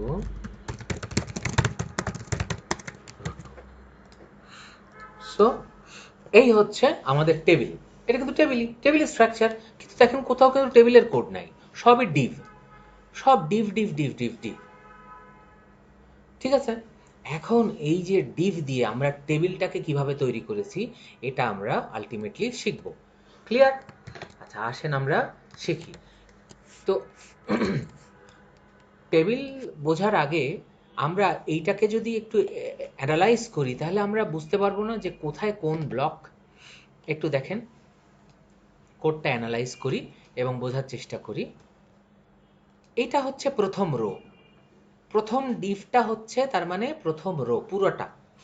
তারপরের ভিতরের প্রথম 1 হচ্ছে প্রথম ব্লকটা, 2 হচ্ছে তারপরের ব্লকটা, 3 হচ্ছে তারপরের ব্লকটা। তার মানে কি তিনটা ডিভ পাশাপাশি বসেছে এবং এই তিনটা ডিভকে একটা ডিভ নিয়ে বসে আছে। ক্লিয়ার? একটা মেন ডিভ আছে যে কিনা দুটোকে ক্যারি করছে, সরি তিনটাকে ক্যারি করছে, যে ক্যারি করছে তাকে কি ডিভ বলা হচ্ছে? রো। হ্যাঁ, আচ্ছা আচ্ছা, এই বুটস্ট্র্যাপে গেলে দেখবেন যে ওই আমরা রো ক্লাস একটা ব্যবহার করি, ওইটাই আসলে এই ক্লাস, আর কিছু না। এবার দেখেন দ্বিতীয় রোতেও একই ঘটনা, সেখানেও কিন্তু 1 2 3, তার মানে একটা রো ক্লাস তিনটা ব্লককে কিন্তু ক্যারি করছে। এখন আমরা চলে আসি কোডে। আমরা তো কোড এটুক বুঝতে পারছি, এটুক বুঝতে কোনো সমস্যা নেই। আমরা এটা সিএসএস এ কিভাবে করেছি এবং সিএসএস ছাড়া এটা কেমন দেখতে হতো সেটা একটু দেখি। কোনো কোড নাই ধরেন, কি হতো? কিছুই না, এরকম হতো, এখানে একটা রো, এখানে একটা রো, এখানে একটা রো, আর এটা হচ্ছে পুরোটা, এখানেও এটা পুরোটা, এটা 1, এটা 2, এটা 3। ক্লিয়ার? এটা তো বুঝতে কোনো সমস্যা নেই নিশ্চয়ই। তো তার মানেটা হচ্ছে যে সব কিন্তু একটার পর আরেকটা বসছে, আর এই ডিভের পর এই ডিভ। আচ্ছা, সো একটার পর আরেকটা ডিভ, দুটো ডিভ পাশাপাশি, আবার তার ভিতরে চাইল্ড পাশাপাশি। এখন আমরা কি কোড করেছি একটু বোঝার চেষ্টা করি।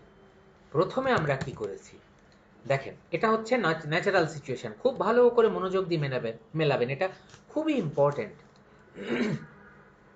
প্রথমে আমরা বলেছি যে 1 2 এবং 3, অর্থাৎ এই যে 1 আছে, যে 2 আছে এবং 3 আছে, এখানেও আছে এখানেও আছে, এরা প্রত্যেকেই হবে 33%।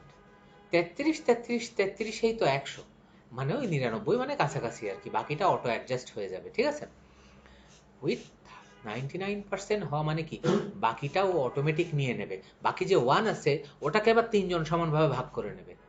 ক্লিয়ার তো? এখন কি হলো, আমি বললাম যে 1 2 এবং 3 এরা হচ্ছে টেবিলের সেল। আপনি চিন্তা করেন, আপনি যদি একটা টেবিল আঁকেন, এরকম এরকম একটা ডিভ, এরকম একটা ডিভ, সমান হচ্ছে না, ধরে নেবেন যে সব সমান। হ্যাঁ, আচ্ছা, এরকম একটা ডিভ। ঠিক আছে, তাহলে এখানে আমরা 33 33 33, তাহলে দেখেন এই ভিতরের অংশটা টেবিল সেল না, টিডি যেটা, এটা টেবিল সেল, এটাও টেবিল সেল, তাই তো? তাহলে আমরা বলে দিচ্ছি স্পেসিফিক ভাবে যে তোমরা ডিসপ্লে হও টেবিলের সেল হিসেবে। এটা তো আগে বলা ছিল না। তখন কি ছিল, ও কিন্তু একটা পূর্ণ ডিভ ছিল। ডিভ মানে কি? ডিভ মানে হচ্ছে এরকম পুরাটা, তার মানে একটার মধ্যে এরকম তিনটা, পুরাটা। বোঝা গেছে? হ্যাঁ, এরকম একটার মধ্যে ও পুরাটা হিসেবে ছিল। যখনই বলে দিয়েছি তোমরা টেবিল সেল হও, তখন কিন্তু এরকম সেল হয়ে গেছে। আচ্ছা, তারপরে এটুক বলার পর কি হয়েছে, পাশাপাশি চলে এসছে সব, কিন্তু এখনো কিন্তু ঠিক অ্যাডজাস্টমেন্টে বসেনি। 33% পাচ্ছে, কিন্তু প্রপারলি এখনো হয়নি। এবার আমরা বলে দিয়েছি এই যে রো অর্থাৎ মাদার যে ডিভ, এই 1 2 3 যার মধ্যে রয়েছে সেটার প্রস্থ হবে 100%। মানে কি, পুরো পেজ জুড়ে, পুরো পেজ জুড়ে রোটা না বলেই, এই রোটা পুরো পেজ জুড়ে, এখানে দেখেন এটা এখানে কিন্তু রো 100%ই আছে, কিন্তু আমি 100 ডিফাইন করি নাই বলে ও কিন্তু এতটুকু জায়গা জুড়েই রয়েছে। এখানেও 33, সেটাও 33, সেটাও 33, কিন্তু পুরো পেজ জুড়ে হয়নি। কেন? কারণ আমি এর মাদার ট্যাগকে তো বলিনি যে তুমি 100। ক্লিয়ার তো? 1 2 3 কে আমি বলেছি 33 33 33 হিসাবে পুরো পেজ হওয়ার কথা, কিন্তু হয় নাই, কারণ আমি ওর মাদার ট্যাগকে বলিনি যে তুমি 100। সো এবার আমি বলে দিয়েছি তুমি হচ্ছে 100। এখন আমি যখন 100 বলে দিয়েছি তখনও কিন্তু ও পুরোটা নিচ্ছে না। কি ঘটনা হচ্ছে, আমাকে বলতে হবে যে তুমি হচ্ছ ডিসপ্লেস টেবিল, অর্থাৎ তুমি যে মাদার, তুমি হচ্ছ টেবিল, আর তোমার ভিতরে যা আছে 1 2 3 এরা হচ্ছে টেবিলের সেল। সো যখন আমি টেবিল এবং টেবিলের সেল বলে দিয়েছি, এবার কিন্তু ও পুরোটা একটা অটোমেটিক অ্যাডজাস্ট করে নিয়েছে, কারণ ও এবার বুঝতে পারতেছে আচ্ছা আমাকে একটা টেবিলের কাঠামো ধারণ করতে হবে। ক্লিয়ার? তার মানে যখন আমরা এরকম আঁকলাম, এই যে ভিতরের যে ডিপগুলো এঁকেছি, অর্থাৎ এটা এঁকেছি, এটা এঁকেছি এবং এটা এঁকেছি, এগুলো হচ্ছে টেবিল সেল। আর এই যে 1 2 3 যেটা, আর এটা হচ্ছে যে রো ট্যাগ, এটা হচ্ছে ডিসপ্লেস টেবিল। ক্লিয়ার? এই কনসেপ্ট কিন্তু সব জায়গায় কাজে লাগবে, আজীবন কাজে লাগবে। বুটস্ট্র্যাপ এই কনসেপ্টের উপরই পুরো ওদের লেআউট তৈরি করেছে কিন্তু। ঠিক আছে? সো এবার বলে দিয়েছি তুমি ডিসপ্লেস টেবিল হও, তার মানে এইটা এবং এইটা কিন্তু ম্যান্ডেটরি টেবিল বানানোর জন্য।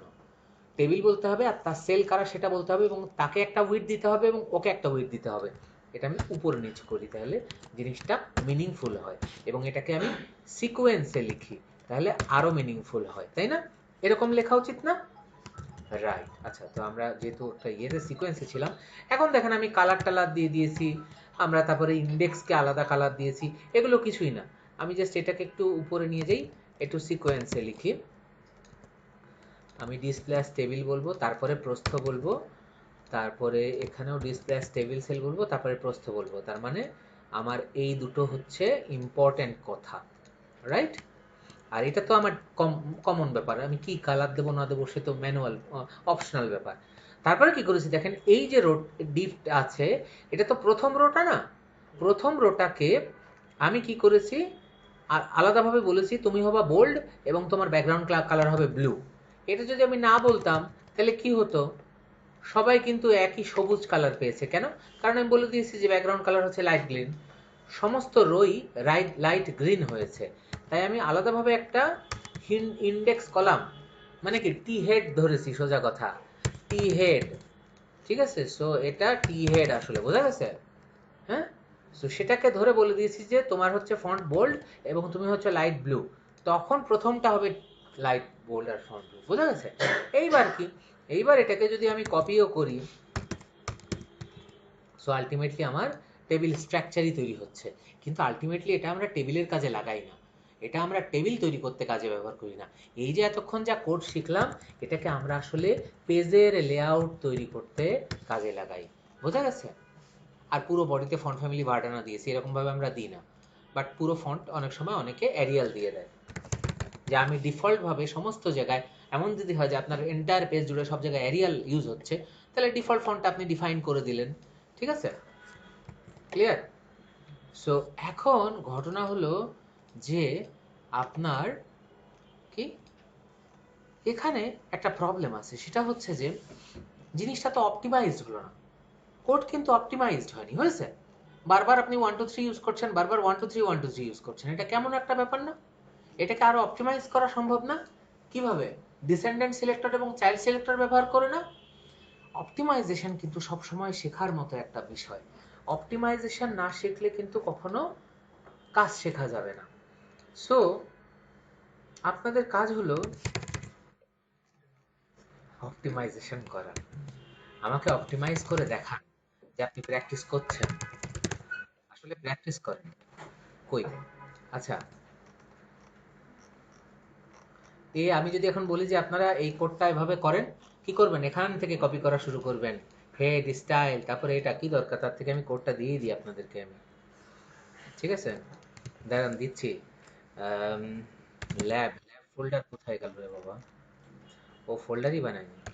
ল্যাব ল্যাব, হ্যাঁ, আপলোড, সিলেক্ট,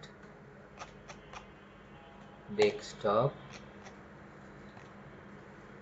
টেবিল 32। আপনারা কি করবেন দেখেন, এই যে মনোযোগ দিয়ে দেখুন, কোথায় যাবেন বলেই তো নাই। নির্ঝর.net/lab সহজ করে দিয়েছি আপনাদের সুবিধার্থে। এবার এখানে গিয়ে আপনারা কি করবেন? চোখ বুঝে এখানে একটা ক্লিক করবেন, মোটেও না। আপনারা এখানে রাইট সাইডে ক্লিক করবেন। ও আচ্ছা, ব্যাপার আছে, ব্যাপার আছে। ব্যাপার হলো এটাকে জিপ করে আপলোড করতে হবে, নাহলে আপনারা পাবেন না কোড। আমি আপনাদের সুবিধার্থে এটাকে জিপ করে দিচ্ছি। দেখি অনলাইনের কয়জন আমাকে এটা এখন জমা দেয়।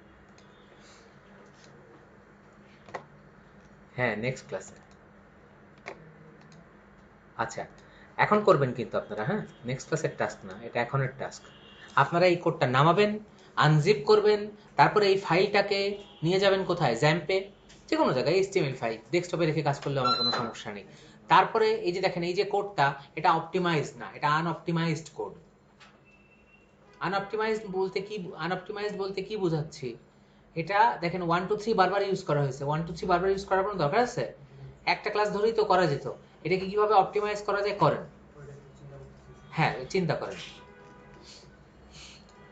অন্য কোড দেখেন, আগের দিন কি অপটিমাইজ করেছিলাম সেটা দেখেন, তাহলে আবার ভিডিও চালিয়ে দিয়েন না। ট্রাই করেন, হয়ে যাবে, খুব সহজ।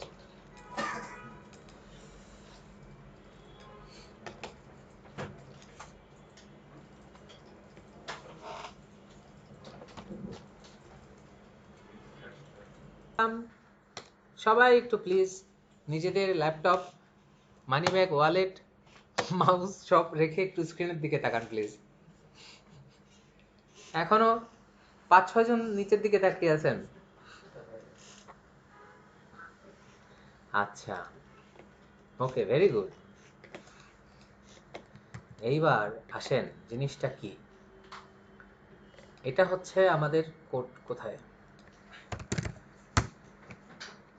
সিএসএস টেবিল, এই হচ্ছে আমাদের টেবিল, তাই তো?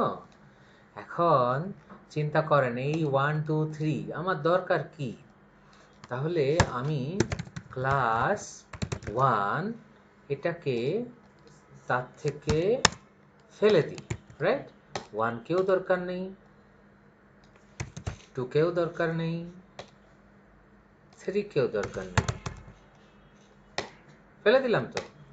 তাহলে আমরা যদি বলি রো এর সরাসরি ভিতরে যে ডিভগুলো আছে, আপনারা কেউ কেউ যেটা করছেন যে রো এর ভিতরে যে ডিভগুলো আছে, রো এর ভিতরে, এটা একটা প্রবলেম আছে।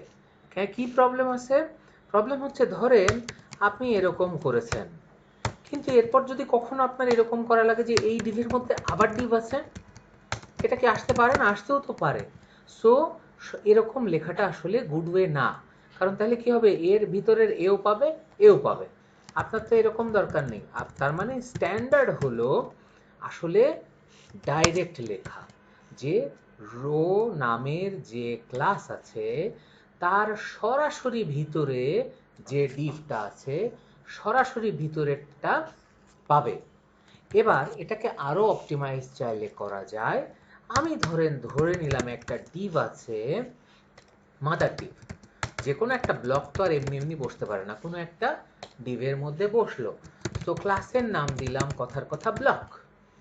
এবার আমি যদি বলি যে এই রো, কোন রো? ব্লকের মধ্যের যে সরাসরি ডিভ, এর সরাসরি ভিতরের। আর এটা কি? এও এর সরাসরি ভিতরের। তাহলে এই ব্লক এটা রো আর এটা রো, এই রো দুটো ব্লকের সরাসরি ভিতরের চাইল্ড না? তাহলে আমি বলতে পারি এর সরাসরি ভিতরের যে ডিভগুলো আছে, আর এরা কারা? এরা হচ্ছে ব্লকের সরাসরি ভিতরের যে ডিভ তার মধ্যে সরাসরি ভিতরের যত ডিভ আছে। তাহলে আমি এখানে বলতে পারি ব্লকের সরাসরি ভিতরে যত ডিভ আছে তার সরাসরি ভিতরের প্রথম যে ডিভ আছে সেগুলো। তাহলে আমার রো বলা দরকার আছে? রো বলা দরকার নেই, রাইট? ক্লিয়ার? তাহলে আমরা আরো অপটিমাইজ করতে পারলাম। এখন এই ইন্ডেক্স কথাটাকে আমরা যদি এরকম বলি, কোথায়?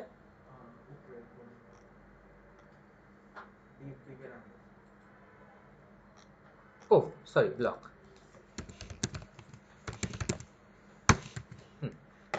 ব্লক, তাই তো?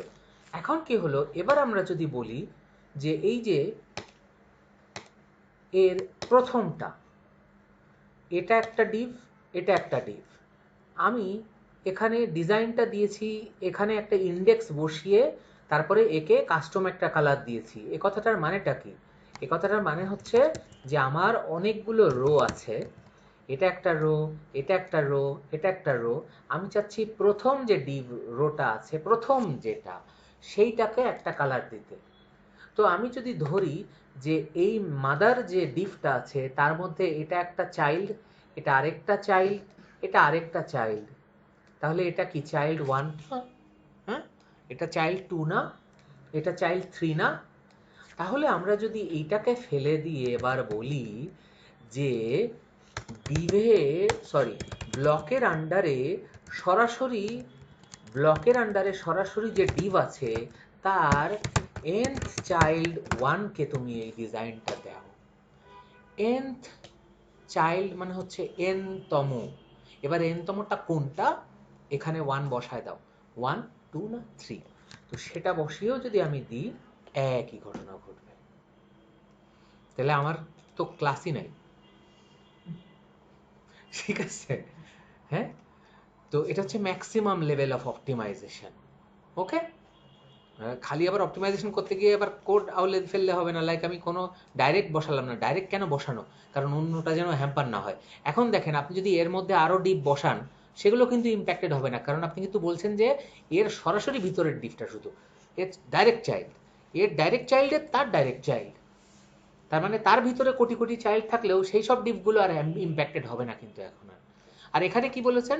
ব্লক যে, অর্থাৎ এর সরাসরি ভিতরে যে ডিপ আছে, এর সরাসরি ভিতরের ডিপ যদি এইটুক বলতাম তাহলে কিন্তু হতো তিনটাকেও সিলেক্ট করেছে, এটাও এটাও এটাও।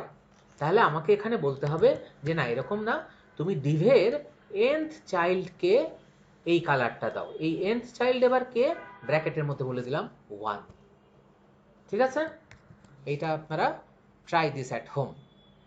হ্যাঁ, আমি আপনাদেরকে সুন্দর একটা সামনের সপ্তাহের জন্য বড় অ্যাসাইনমেন্ট দিয়ে দেবো। হ্যাঁ, অ্যাসাইনমেন্টটা আমি আপলোড করে আপনাদেরকে SMS দিয়ে দেবো। সুন্দরভাবে আপনারা শুক্রবারে আমাকে মেইল করে দেবেন, কেমন? বাসা এখানে আসার আগে আর কি। হ্যাঁ হ্যাঁ, অবশ্যই কোডগুলো দেবো, অপটিমাইজ করে দেবো। আচ্ছা, ও বাকি কোডগুলো এটা আমি দিয়ে যাব আজকে। আমি সব দিয়ে দেবো, কোনো সমস্যা নেই। আচ্ছা, ক্লিয়ার তো? তাহলে আমরা বুঝতে পারলাম। তো এই অপটিমাইজেশনগুলো খুব ইম্পর্টেন্ট। এই অপটিমাইজেশন শেখার কারণই হচ্ছে আমরা যেন এই কম্বিনেটরগুলো বুঝতে পারি ভালো করে, আসলে কোড কিভাবে হচ্ছে। ধরাটা না বুঝতে পারলে তো কোড করতে পারবো না। তা আজকে কিন্তু অনেকে করতে পেরেছেন, তো দ্যাট ইজ গুড, তাই না? সমস্যা নেই, আস্তে আস্তে সবারই হয়ে যাবে। তো আমরা কতদূর পর্যন্ত করলাম? টেবিল পর্যন্ত, রাইট?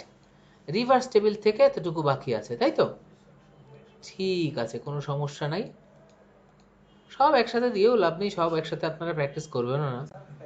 হ্যাঁ, আমি আজকে দিয়ে দেবো এগুলো সব, ঠিক আছে? এগুলো সব আমি একটু রিভাইজ করতে হবে, একটু কারেকশন করে, কিছু কারেকশন আছে, আবার একটা রিপিটেশন আছে, ওগুলোকে ফেলে দিয়ে আমি দিয়ে দেবো। ঠিক আছে, আজকে আমি আর কন্টিনিউ করছি না, কেউ যাবেন না, অ্যাটেন্ডেন্সটা একটু দিয়ে নিন।